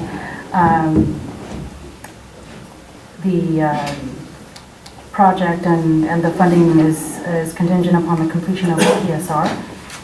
Does the city of Los Menos have a timeline in which to complete that PSR? I can answer. Oh, you want to answer it? Go ahead. Thank you. Alex Drez, the city manager of Los Banos. We are at the end of our RFQ process to bring on an engineering firm. Those proposals are due, I think, today. We will be hiring an engineering firm. We have a very aggressive timeline to complete that PSR in about a year. So that's certainly our intent. Thank you. Mr. Director Bolton. Yes, we met with Dan McElhaney, and he wants it done within 12 months. And so there is a very aggressive process to get this done. I thank you for the first and second. And I would just, again, if this is approved, I thank you. But please remember that faces change, and then what happens, the money gets reprogrammed. So I'm hoping that we get some type of start in this process to, again, make our roads safe. Thank you. Okay, I have a first and second. All those in favor say aye. Aye. Aye. Any opposition?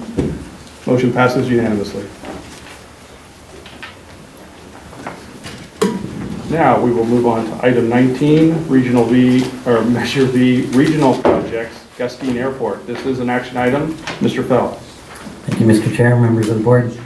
Gustine has two regional projects on the west side that they have begun on, and in fact they're complete with the east side storm drainage project, and they have a surplus of $36,000 from what their Measure B allocation was. But on the other hand, the security fencing project also at the airport the bid came in $17,000 over their allocation. So they asked, is there a way that surplus could be moved to the shortfall? And there actually is. In the funding agreement, it says that the board... Motion. Move to approve. Second. Yeah, I have a first and a second. Thank you, Mr. Fell. I have a question. At this time, we'll have people from the public have any comments on this item. Public comment, please.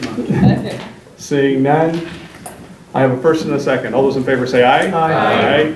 Opposed? Motion passes unanimously. Who did the first? I think Nagy did the first, Creighton did the second. I seconded it, actually. Actually, I did Oh, it by did you? 2 milliseconds by beating.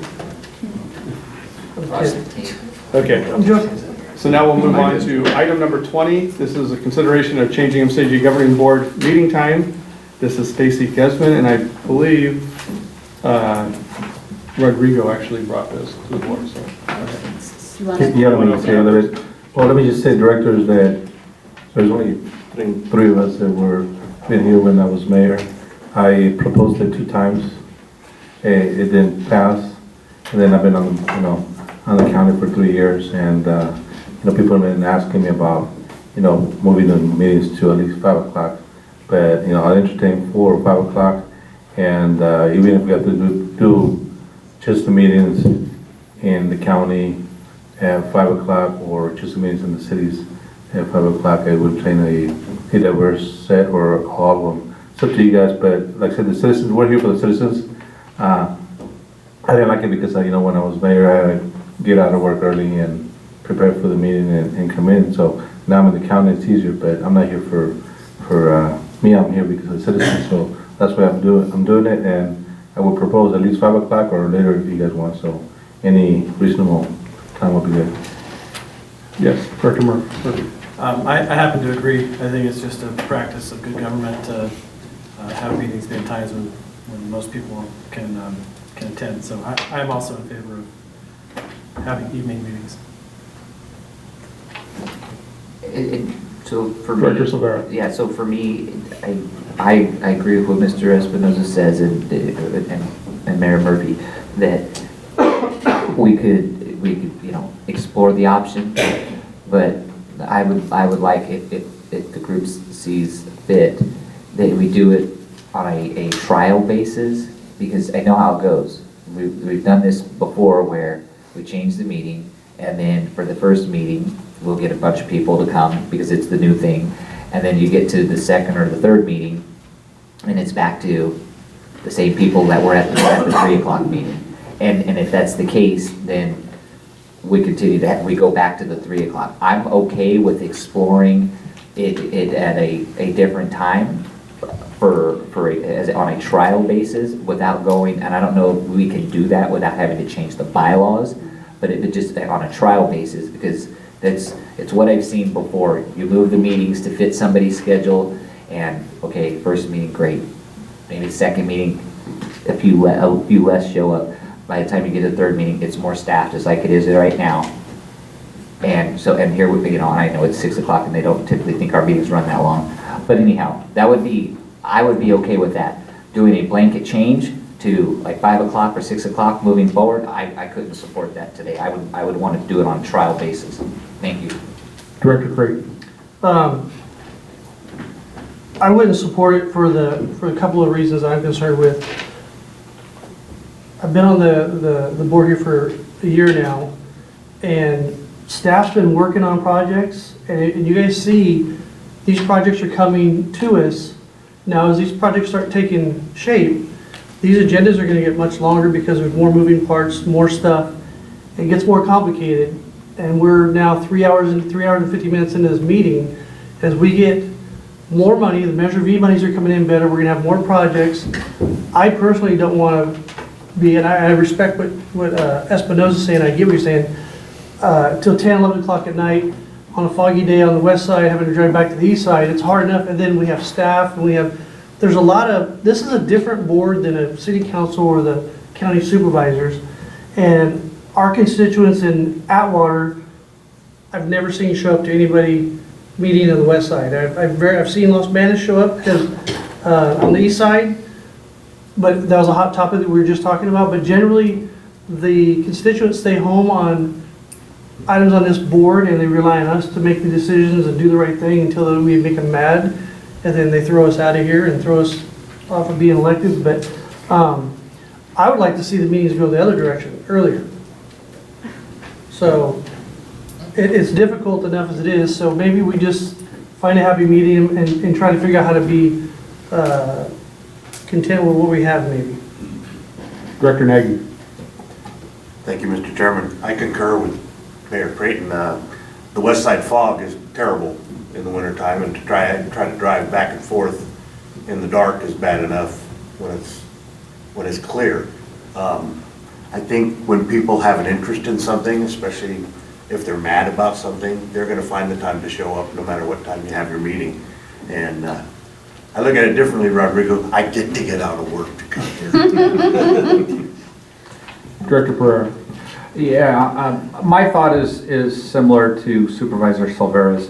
At this type of meeting, it's generally staff in the audience. It's no matter what we do, it's not going to be a high public come and listen to us. And you know, actually, I was sitting here thinking today's meeting, if I was in the audience, I probably would have left already too.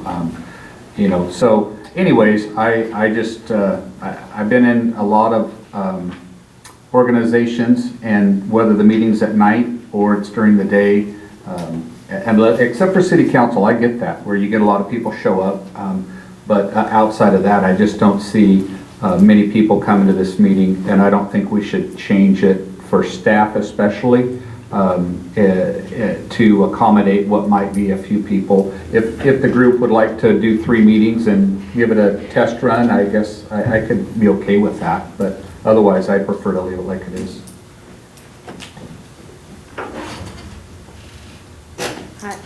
You got, Director Hoag, I'm looking over at you. You are looking over at me because I drive far to get to these meetings, and I have to make accommodations to get here at 3 o'clock. However, I don't want to have a 5 o'clock meeting go until 8 o'clock at night, and I don't want to drive from Merced on 59 late at night. So I'm good at 3 o'clock. I'll just make accommodations, and I don't want to change them. That's my opinion. Okay, there's 2, yeah. Well, I'd just like to make a motion for at least try 3 months at 5 o'clock. So I'll just make that motion. Okay, and can I just maybe ask you to add something that maybe we could try it like in the springtime, so we're not right now going into the winter with the fog, and maybe like try them in the springtime when after the time changes and the weather gets a little bit better. Go with amendments. March or April, whenever it changes. March, April, May. Yeah. Second. Okay, I have a first and a second. Yes, Stacy. I just want to clarify that, one, I would look to council because I know that the meeting times are established in our bylaws. So, and I think I don't know if it's our JPA and our bylaws, but I don't know if, I would just look to council for that question. The second would be, are we speaking about the same date, the same third Thursday of the month, or just going into the evening? Excellent. Yeah, for the motion makers? Yeah. And what is that, it's March, April, May for the test run? Whenever time changes? Oh. You're saying with daylight savings? Yeah. When they plant That's the later cotton, than March. it's like March. Yeah, when they plant the cotton. The week after they plant their cotton. When cotton season gets, They plant it when the time changes and they pick it when the time changes. That's rule of thumb. So I'll say after daylight savings. So after daylight savings, we'll go for 3 months as a trial period? Yes. Okay, is there any further discussion on this? Yes. This is, the time of the meetings is set forth in your bylaws, and I'm not positive whether it's in the JPA agreement also, but if it's not in one, if it's not in both, it's in one. It is set at 3 p.m. and it is, the location and is also set in those bylaws. So you will be deviating from that to do this trial run. You're not making a motion to permanently change it at this point. You could characterize it as a special meeting since it's not technically the regular meeting as set forth in the bylaws. We can figure out how to word that, but if you do decide to do this permanently, you will have to amend. Okay. So the motion maker, you'll amend it to the special meetings? Okay. The second's okay with it? Yes, Director Balta. Is there a 2/3 requirement to approve this? Since we're not making a change today, amending anything today, no, but if you do amend in But the you are future- making a change, temporary change. But we're going to characterize the Special meeting. meetings as special instead of regular. Characterize. Pursuant to the bylaws and the joint powers agreement. But it's not a special meeting. I'm trying to find a way for you guys I to know, do what you're asking for. but I mean, if we start deviating from the bylaws because we're trying to change the wording, I've got a problem because that could apply to another motion that could come up and we could say, they're special. And I don't think I'd like that because you're trying to find a way to circumvent bylaws and that's not what this is about. What this is about is maintaining the purity of the bylaws. Okay, Director Lahr, and then Director Murphy after that. I was going to clarify that if the 2/3 is required if we change the bylaws, we're not changing the bylaws today. A recommendation for staff to bring back the bylaws for a revision of the time. Most bylaws I know do not list an actual time.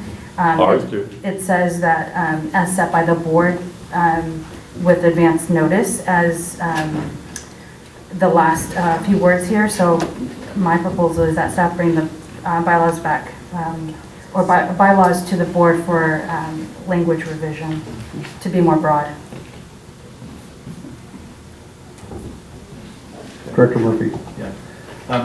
I also think that we should keep the integrity of the bylaws. So we should amend them. We have plenty of time to do it. It would be a narrow amendment, 3 months. I don't think we need to open it all up and say we're going to get rid of it. I mean, I like the fact that there's sort of structure there when we meet, but we've got plenty of time to amend it. Let's just bring an amendment back for those 3 dates.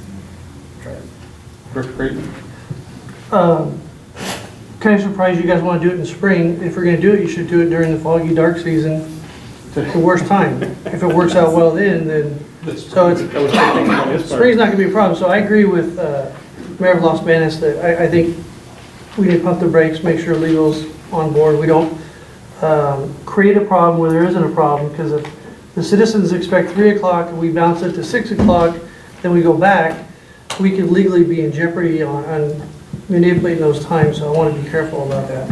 Mr. Chair, if I could just say, continue the item and, and just come back with, recommendations on.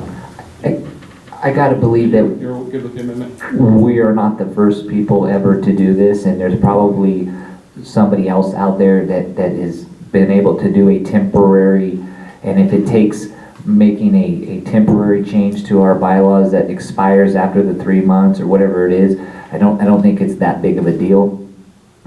Let's give it a whirl. Let's see what happens. If bring it back with some possible options, council, that would be my recommendation. I think that's kind of what we're hearing here. And seeing how we did kind of want to do it in the spring, that does give us a couple months.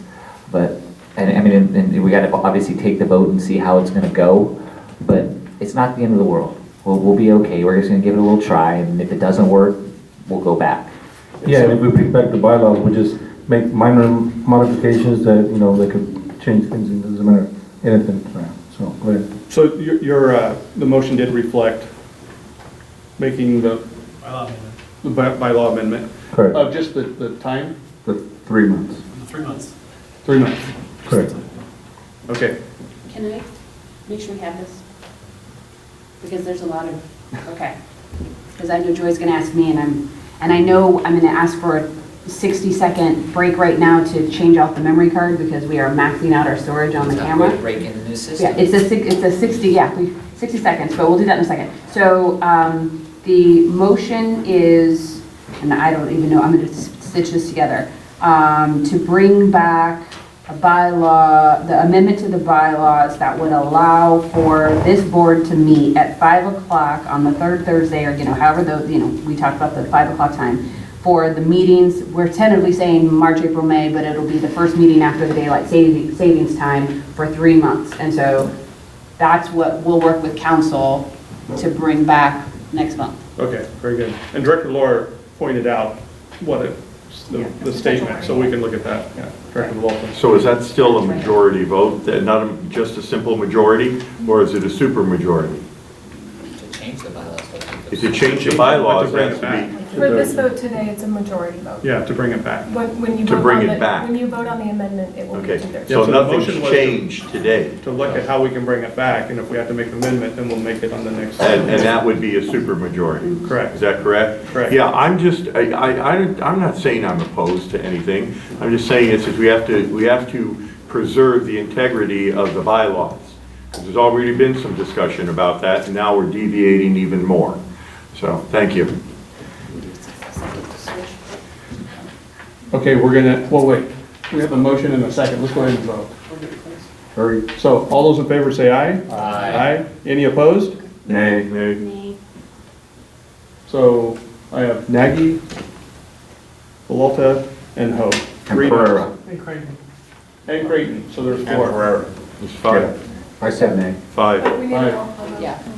Okay, let's call for a roll call vote. Oh, you better switch the card.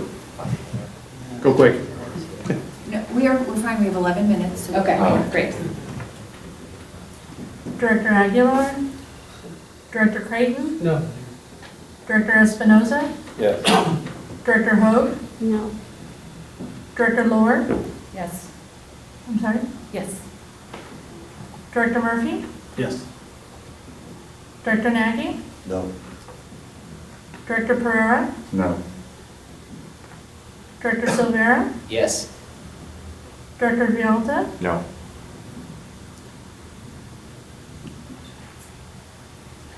We have a tie? Motion No, we don't have, that's a 5-4 vote.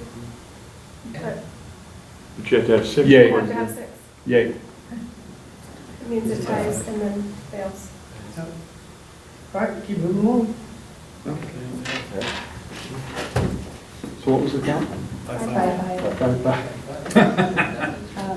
I'm going to read this now. I have it. Yeah, no? Okay, next one. So we didn't take 60 seconds, or we good? No, we do, okay. Okay, so now we'll move on. Let's be quick about this one. This is, If we get a 5-minute warning, then we're, yep. okay, so we'll look to there if we need to pause in what we're doing. So we're at item number 21, proposed corrections to the MCAG Joint Powers Agreement. Ratify this agreement as presented. Stacy Gesman. Thank you, Mr. Chair. Attached in your packet, starting on page 280 is the staff report. There is a red line version and a version that is accepted those red line changes of the second amended and restated joint powers agreement based on the direction received at the board at the October board meeting. If you would like to follow along for those proposed changes, I can refer to both page, on the agreement, it's in the staff report, but I'll say it's page 281 in your packet is where that change begins, and it continues through page 295. And the changes that have been made were consistent with the discussion in terms of clarifying some of the carryover language that was not struck between the versions of the document when the board amended to, and the councils, as long as the board supervisors, amended the document to give the authority to the governing board to make future amendments. So there was language, particularly on page 4 or on page 284, that made reference to the former structure, and then also some clarification on then the subsequent effective date of the agreement. Director Murphy. So I'm at a bit of a disadvantage that we're at 6:30. And this is, I mean, it happened 2 months ago as well, we pushed this item, but let me just say, the process is important here. And there's been a recommendation here in the staff report that somehow this is a majority vote, not a 2/3 vote, to make these amendments to the JPA. This is the fundamental document about how we're governed. And let's be clear, these are amendments. I fundamentally disagree with the approach that this is a majority vote. It's not. If you want me to walk you through that, I will. But this is a fundamental change, not even just the bylaws, but the JPA, which is even above the bylaws, and it deserves the time for us to look at this and not make a decision when we're all tired, and also when we don't have any insight into what legal counsel, independent legal counsel, has already prepared a memo on this subject. We've already paid for it. And we're being asked to do a couple of things here tonight. Number one is to make make a decision without all the information. Number two, this is being presented to us as somehow a majority vote. Trust me, friends, it's not. And I'll walk you through that if you think that's the case. But Are you making a motion to bring this into the next meeting with further discussion? it is, but I mean, it goes And maybe back move to it up in the agenda a little? move it up on the agenda, but we really need to have a full picture of what we're being asked to decide here. And this, I know this was contentious last meeting. It's not my intention to make it contentious, but I just don't see how any of us as decision makers could take the position that we intentionally ignored information that was material to the decision making. Is that a motion for? I'm just asking, I think you got everybody looking here. My motion would be to, let us see what the memo is, and let's come back and have it on the agenda at another date, whether that's in closed session. There's been some discussion on whether that's possible, or, we can still see attorney-client privileged materials independently as well. Those can be circulated as well. A motion was made at the last meeting to have a closed session where the independent legal counsel opinion would be reviewed with the board. That motion failed. What you're essentially making is a motion for reconsideration, which is not allowed outside of the same meeting and under very particular circumstances. It simply can't be done. By me, because I was on the other end, or by anyone? No, by anyone, because we are outside of that particular meeting. That issue was decided at the last meeting. Well, Director Espinoza. Well, one of the questions is, one of the requirements is that before that a director had to be a member for a year before he could be chair. And I don't see that, I don't know if I read too fast or I didn't see that on this new amendment. And I reiterate that no one director should be served 2 consecutive terms, and which happened in the past, and nobody said anything, so I just wanted to go into that. What are you saying, Brian? Can we give them a chance really quick? We're down to minutes. Okay, let's go for a 3-minute break. No, it's like 60 seconds. We can do it like right now. Okay, 60-minute break. 60 minutes. 60-second break. All right. Director Silvera. Council, can you clarify for me, you just stated that it can't be brought back? I've always been under the impression that the only one that could bring it back is somebody that's in the majority side. So if I'm on the winning side of the vote, I could always bring that back to be able to change my decision. Now, if I was in the losing side of the vote, whether that was a yes or no vote, but on the losing side of the vote, you can't bring, it's a dead issue. Pursuant to Robert's Rules of Order, that is correct, within the same meeting where the motion is originally considered. If it's outside the same meeting, if it's not a multi-day meeting, that does not apply.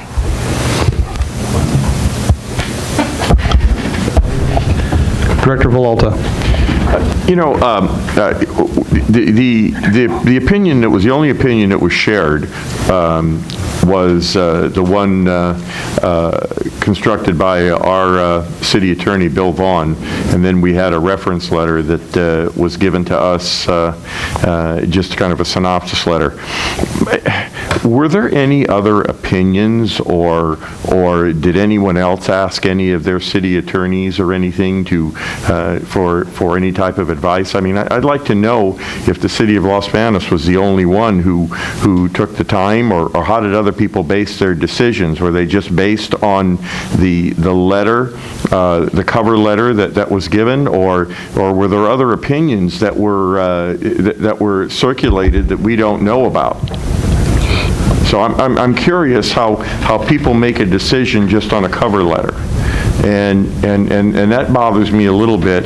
But if there are other opinions out there and anyone asks for any kind of legal assistance, I'd sure like to know, because that puts us at an advantage or disadvantage, depending upon who asked for what. Director Creighton. I think legal counsel for their comment, but we are the board and we set policy and we steer this ship. So I don't agree with that, and that's our right as a board not to. And I support what Mayor Murphy and Silvera both said. So don't forget who's in charge of this board. It's the board of directors.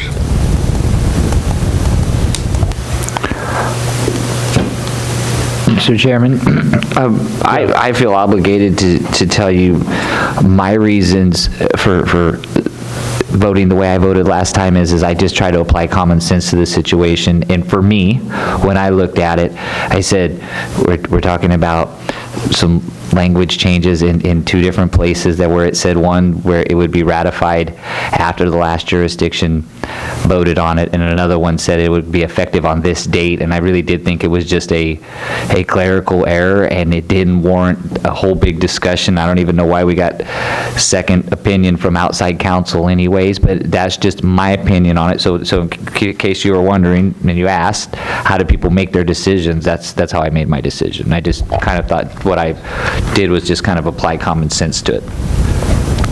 Director Creighton. Just to clarify also, so that everybody understands where I'm coming from, I don't know the whole crux of the whole thing, and as a board member, I'm more in the dark than you guys are looking at us. So that's not a good spot to be in as a director. So we need to shed some light on this. We need to have a discussion. I don't think there's anything wrong with that. So that's important. Director Murphy? Yeah, I mean, I've certainly talked to council as well, but since the question was asked. But I agree. I mean, we can, if we want to come back into closed session, we can. That's my view. Do I need to make another motion? Yeah, well, Director Walter, you had something else you want to add real quick? Yeah, I mean, you know, what Director Creighton said, you know, I think is fully important. I mean, I just want to sunshine how people came to their decisions, because I don't know. I know how I came to my decision, and it was through documents that I relied on from our legal counsel. And then when I get a cover letter that says I fully support this, but I'm not going to show you the reasons for the documentation as to why I support it with an outside firm, that kind of bothers me. And if anyone else has any type of opinion that they solicited or unsolicited, you know, I'd like to know about that, because it helps us make a decision based on all the totality of the information. Thank you. Well, I can say that County Council did provide a full analysis of the packet to the Board of Supervisors. Is that available to us? No, it's attorney-client privilege. I guess our attorney's the only one that doesn't do that. Director Murphy. I'd like to go into closed session to see all the information, and I would make that motion. I'll second.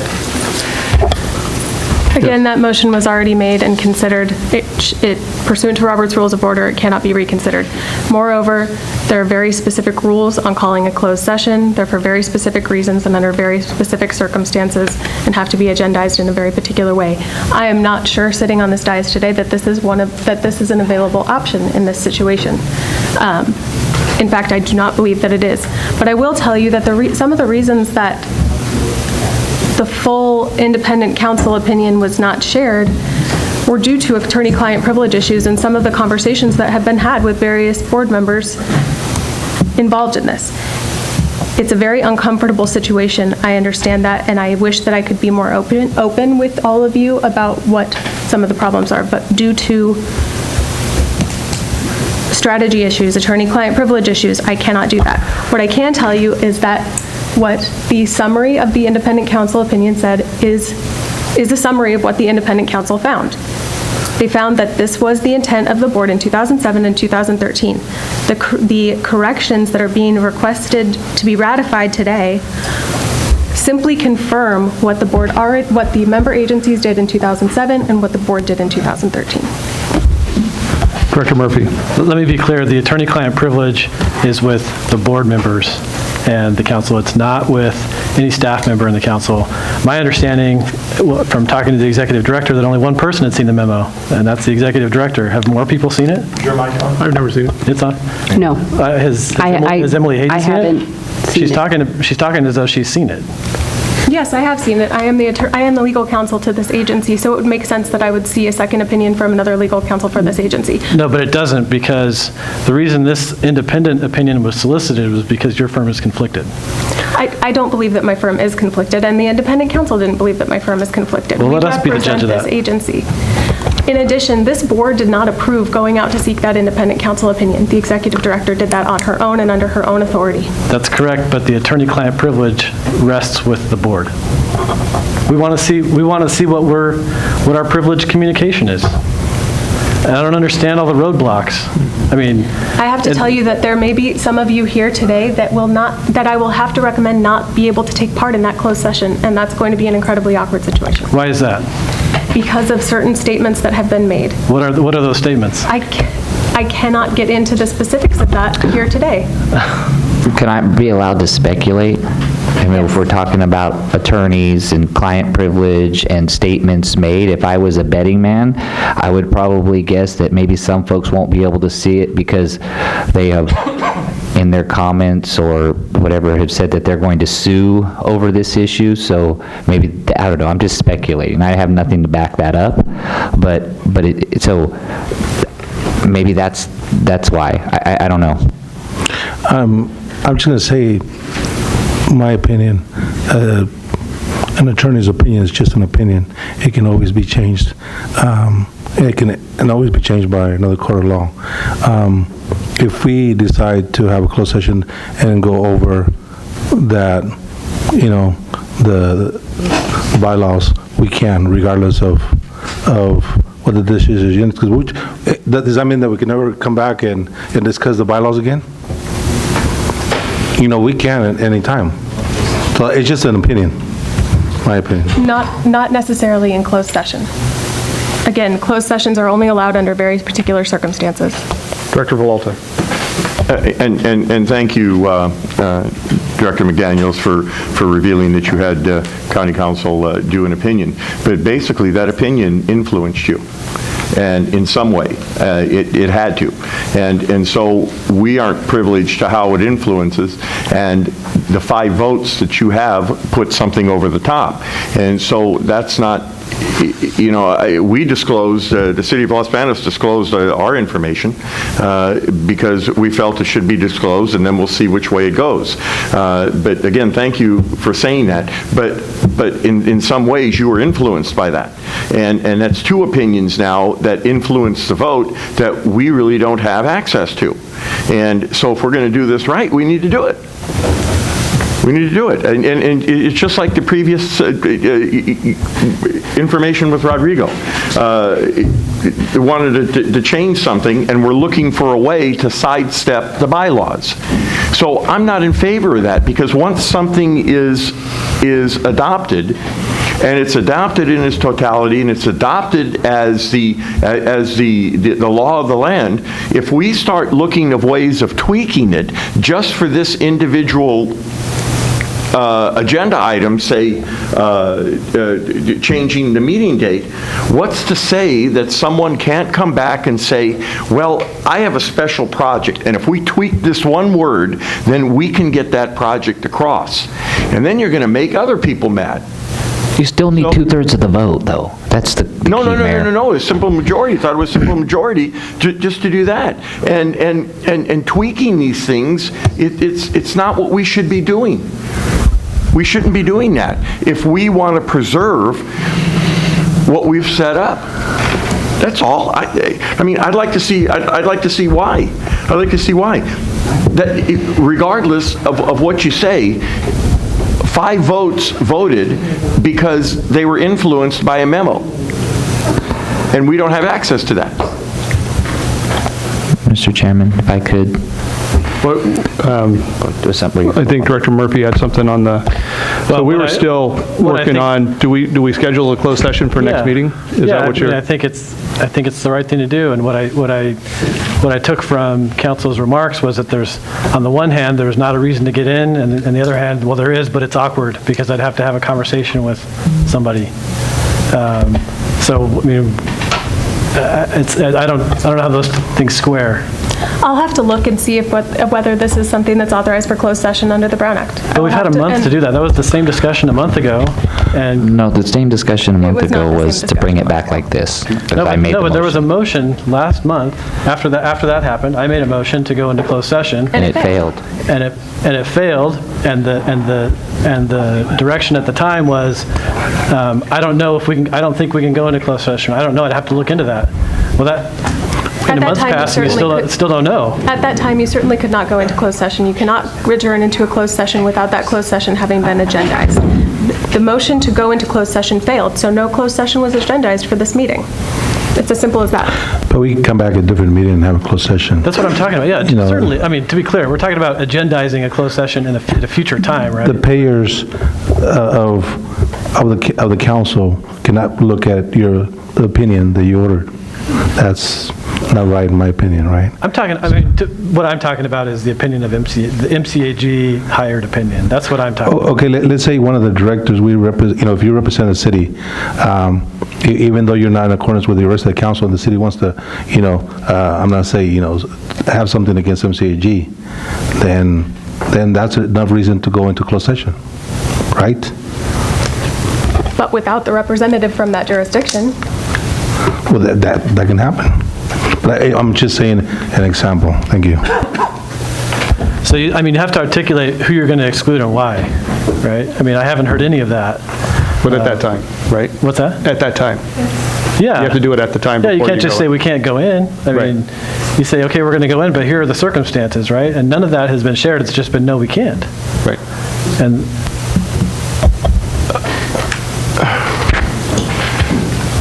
all right. So at that time, without revealing who's going to be excluded, then you go into closed session, and that person has hasn't had a chance to prepare to find out why they've been excluded. you need some warning, right? You need to let the folks know when you make the determination, give them an opportunity to see what MCAG council sees, and it's not you show up for the meeting and the door's locked, right? It's not how we operate. Right. And because the city of Los Banos saw a flaw, there's a problem. There's a problem because I saw a flaw and I brought it forward and I asked for an opinion. Let's just be honest. I saw a flaw and I sought to correct that flaw. And now, because of that, and because Mayor Murphy joined in on the discussion, I'm sorry, this just doesn't get it. This doesn't get it for transparency. Director Laura. So this was ratified in 13? 7 and 13. 7 and 13, right? The Joint Powers Agreement was approved by the member agencies in 2007. That gave the Board of Directors the ability to amend the agreement without going back to the member agencies. The board did then amend the agreement in 2013 and extended the term. Okay. Who was the Los Banos representative in 2013? I was. Okay, so at the time that was approved, there was nothing wrong, but 2013 to 19, now there's something wrong with it? I don't remember that vote. I'm not sure if I remember the vote, but if it said I voted for it, then I did vote for it. But that doesn't mean that because something came forward later and I voted for something that was illegal, doesn't mean that you're held to that. If something isn't held to that standard and we were given advice that it was okay and it's not okay, I'm not an attorney. I will represent to this board that absolutely nothing in this agreement is illegal. And no opinion supports that, not the one from the Los Banos City Attorney or anyone else. I'm sorry, I beg to differ with you. Because the opinion says that it should have been sent out, and it contradicts Mr. Hayden's own memo. So I'm sorry, I will never concede to that. Okay, here, I have an idea. Why does the board take a vote to have our own legal opinion assessed on our behalf as a board that we can look at as a whole board? We can pick the council. We can pick the council to do the legal opinion. Well, she did it as the executive director. So I'm thinking, to bypass all of it, why don't we seek our own legal counsel that's separate from all of us? We're going to pay again for the same work? I'm just saying. I just threw it out there, okay? I think you're asking for a different opinion. I'm trying to compromise, I'm trying to give, and Okay, this way everybody can go into the closed session and there's no discussions. Yes, Director. Great. there's still big gaps I'm missing. I haven't been privy to the whole thing the whole way through. We're still the board. I don't feel comfortable having to hire somebody. We're put here to make decisions and look at things, and we look at a lot of closed session things on the city level, far more complicated than a JPA. So I think that, just to caution the board, I think we're grown up enough to do this, and we're grown up enough to handle it at our level. And I agree with the Mayor of Los Banos that I don't know what we're missing here. I don't know why this is so big a deal. So I think it could quickly be de-escalated by the board taking the right action and looking at it and moving forward. Mr. Chair. Yes. I'm just in awe that as a board, we cannot look at an opinion that this board paid for, right? So I just, we would like a copy. I would request to have a copy and also the minutes of 2013, see who voted for and against. Okay. That was in the packet. But I could get it. Yeah. So I did make a motion. So we have a motion and a second. There's an interjection was made, but. What's the motion? I forgot. And the motion was to go into closed session. The motion was to go into closed session and see the memo and. Right now, or? No, agendize the next it. meeting. Yeah, agendize it and go into, yeah. So I do have a first, and I think I had a second by Villalta ahead of that. Thank you. So is there anybody from the public? Come on, guys, wake up. This is your opportunity. So we'll bring it back to the dais. All those in... One more comment. You got another comment? Why don't we just do it in open session? What's the secrecy about?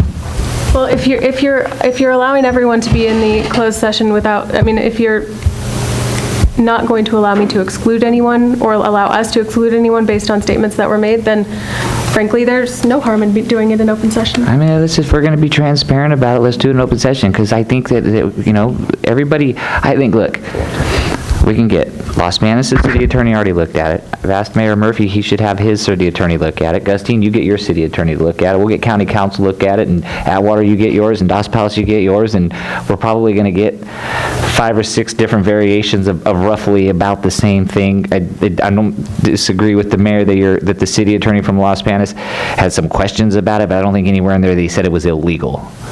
There's the difference between being illegal and maybe questioning something. That's just my own humble opinion, but let's just do it out in the open then. Because it just seems like, to me, number one, I'm tired of talking about this because this is already the 3rd meeting we're doing it. For me, I'm good with this right here. I'm ready to go with it. But there's some other folks that aren't. And what I think is that there's some kind of, I don't know what you're hoping to gain out of it. I don't know what the mayor's hoping to gain out of it, or anybody else. So let's just do it right here out in the open. What do we got to lose, right? Because here's the deal.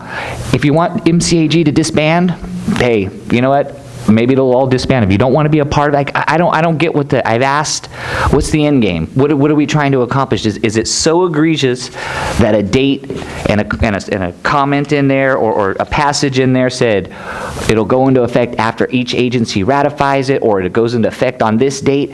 At the end of the day, if you want MCAG to blow up and go away, do you want everything that they've done over the last 5 years to be undone? I don't know. But let's just do it right here out in the open.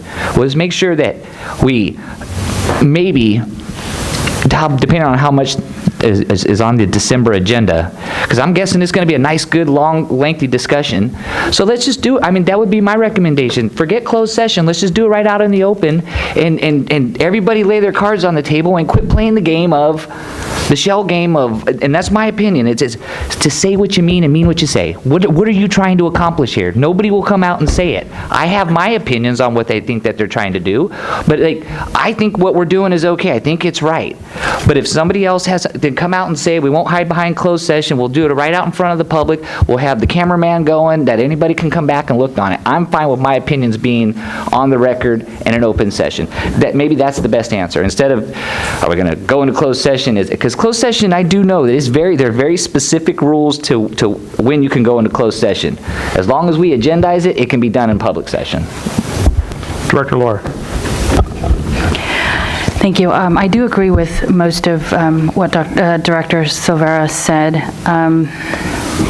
And I understand legal counsel's position. Legal counsel is here to protect the organization and to protect us as a whole, not one individual, and not to oust another individual. So I respect legal counsel's opinion and her decision. If we have to do this in open session, let's go for it. You bring your lawyer, I'll bring my lawyer, and we hash it out. Listen. Director Pereira and then Director Nagy, and then Director Murphy. Yeah, it seems to me that we have two issues before us, and we're trying to make it one. When I look at these changes, I can't believe anybody would question them, right? I mean, it seems simple to me. This is, our attorney who did the original amendment came and said he made a mistake, and that in a word processor that the wording came across incorrect, and we're here to fix that. So I don't see why that is such a big deal to everybody in the room. And then as far as the other issue, that's a separate issue. I guess ultimately for me, I don't really care as what the third-party attorney said, because I can read this and look at it and say, yeah, that's what I need to do, right? I don't have any desire to disband MCAG, and I don't think it's in anybody's best interest. Actually, if we disbanded MCAG, it probably would be to the advantage of the county, right? We have regional roads, right? And we have regional projects all over the place. It's hard for cities to really, by themselves, have a regional project. So I don't know. I just think that voting on this is okay with me. And then the other issue of the attorney and the paperwork and who has access to it is really a separate issue. The common sense says this is pretty straightforward. Director Nagy. Thank you, Mr. Chairman. I concur. I think that when I'm in the dark, was not at prior meetings. I'm sitting in tonight, but when I read these, I thought it was just fixing some typos, and then here we are. It's a big blown up deal, and it's like, okay, well, I don't see what the big deal is myself. I mean, there might be verbiage that somebody doesn't agree with, but this document basically has been working for years and years without legal challenge, without any problems. MCAG pays an attorney. She's sitting right over there. That's your legal advice right there. Because you don't like it or don't agree with it is moot. That's who we're paying to look at this stuff and tell us it's okay. And you looked at it, you talked to an attorney, but you say he talked to his, so he's biased. Well, you talked to one too. Yeah, but mine's out in the open. But I don't care. It biased you then. If his biased him, yours biased you. And I still want to have the floor. So I'm just saying, from a guy who's sitting back, kind of like the audience members, it's like, what are you guys doing up there? It's like, this should have been a slam dunk. I don't understand. Somebody enlighten me, because I don't know what all the posturing, I don't know what Scott was saying blew me off my chair. It's like, oh, what? Because we're all supposed to be here for each other and for the county. And what's good for us is good for the county. What helps Merced, helps Los Banos, helps Gustine, helps Dos Palos, helps Atwater, Livingston. We're all in this thing together. So why are we making all this problem over a couple of verbs that's been working for all these years? That's my question. Now, yield my time. Is there Director Murphy? Well, we went over this last meeting, but I'll reiterate again. I mean, I certainly am not trying to blow up MCAG. I mean, I've been very clear about that. I'm not trying to undo anything from the past. So there was a question though about open session, closed session. I'm for the normal order of business. The normal order of business is you go into closed session if you've got something that's attorney-client privileged.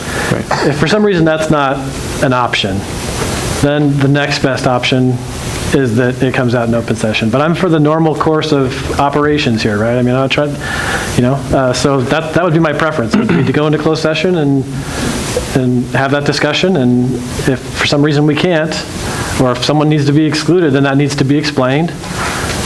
People get an opportunity to look into that and respond. And if they need to be out, they need to be out, but just the normal course of business, right? I don't think we need to change that.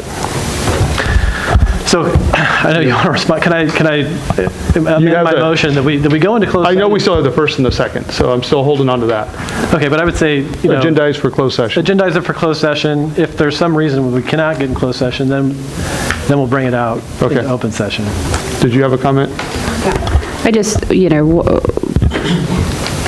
want to say that I think if I had gone normal kind of course of business, that maybe I made the mistake of getting this independent counsel before bringing it to the board.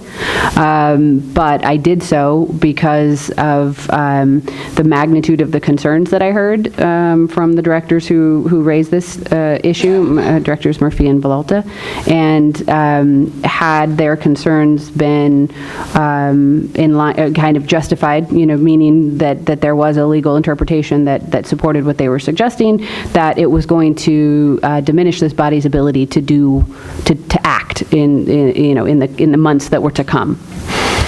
So if that was a misstep on my part, the normal course of business would have been that I would have waited a month, brought this item to this council and sought direction before I got the independent review.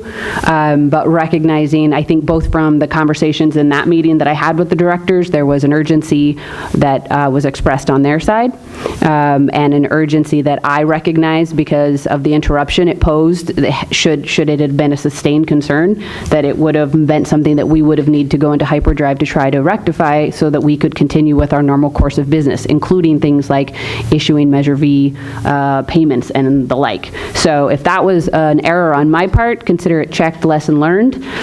But had that not been the course that I took and I had followed business, then this could have died the day that it was brought to the council, or it could have taken a different path. So, but I felt like that was a necessary thing because this was an out of the ordinary issue from start to this point right now. Okay. Should we call for the vote? Point of clarification. Yeah? Okay. Stacy, I just want to thank you. Okay. Problem comes in is when we can't release the information and just a cover letter. And so I thank you for what you did. There's no misstep in your part, and I fully support it. Thank you. Publicly. Well, no, we have a motion. We have a first and a second on the floor now. Let's call for who? You can't override me, What's your clarification? Okay, so is the closed session the information from the third-party attorney, or is the closed session on the ratification of the new or corrected bylaws? Yes. Yeah, it's both. Motion maker. So the memo, to my understanding, is that it talks about that. So it's both of those things. Okay. My understanding is, I mean, we haven't seen it right other than the summary, but that's the topic of it, is how to go about rectifying the problem that exists, whether it's ratification or so forth. So it's all those things, both of those things. Okay, and the seconds with that too? Okay, let's call for the vote. Let's make it a... It's both those things. It's the process for how to change the JPA and the So we're not going to take action on this state item. of where things are now. Could you restate the motion from beginning to end? So I move that. So I move that we we agendize a closed session item that allows us the opportunity to see the memo that's been prepared, that's attorney-client privileged. And if we can't go into closed session, then as a sort of fallback, then it'd be brought out as an agenda item on the public. If it can go to closed session, but there are people that need to be excluded, then they should be notified of that and provided the reason why they can't be there so that they can respond to that and work it out. And the topic of that either closed session or open session item is the topic of the memo, which I understand is the current legal status of the JPA and next steps on how to remedy it. So you got that? I got it, but I have a question for legal counsel. Okay. So the question for legal counsel is, this motion was made at the last meeting, and you stated earlier that the motion cannot be made again, or to revisit the motion. So how then can we move forward and vote on this? According to Robert's Rules of Order, this would be a motion for reconsideration, at least to the extent that this is a motion to go into closed session to discuss this item. That was moved, and the motion failed at the last meeting. This would be essentially a reconsideration of that action. It's already been decided. Yeah, but The motion is different, though. yeah, the motion is different. And I think it wasn't under consideration because of direction of legal counsel saying we couldn't do it. So I think that's why there wasn't really a fail. We just moved on without even a consideration. Let's go ahead and call for a roll call vote on the current motion. And a yes means, I'm sorry. And a yes means that we'd like So to... we'd like to put it on the consideration of closed session. Okay, all right. Director Aguilar? Director Creighton? Yes. Director Espinoza? Yes. Director Hoag? No. Director Lohr? No. Director Murphy? Yes. Director Nagy? No. Director Pereira?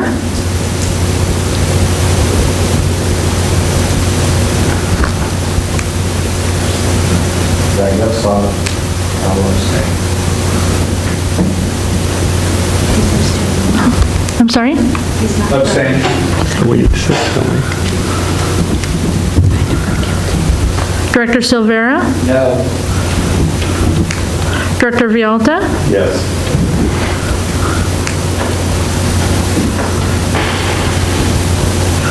Chair McDaniel? Yes. 5-4 with one abstention, the motion fails.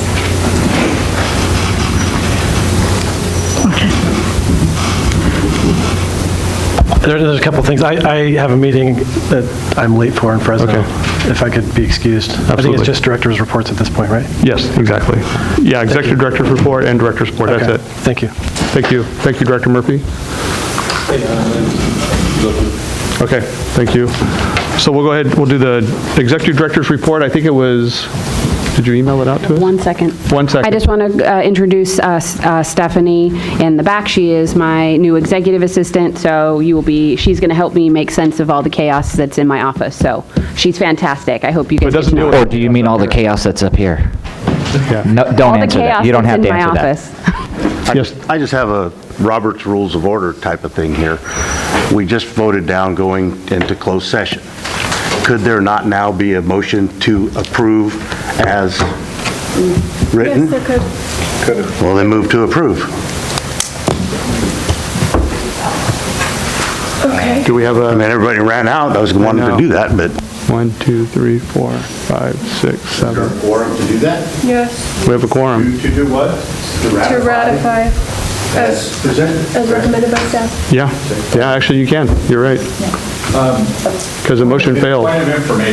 Point of information. I would say that since we stated that the only further deal, we'd moved on to the next item on the agenda, it wouldn't be fair to those that walked out to do that, honestly. Well, they shouldn't have walked out. Well, but they stayed until... He said it was just director's report. Yeah, and I clarified that. Wait a minute. I second.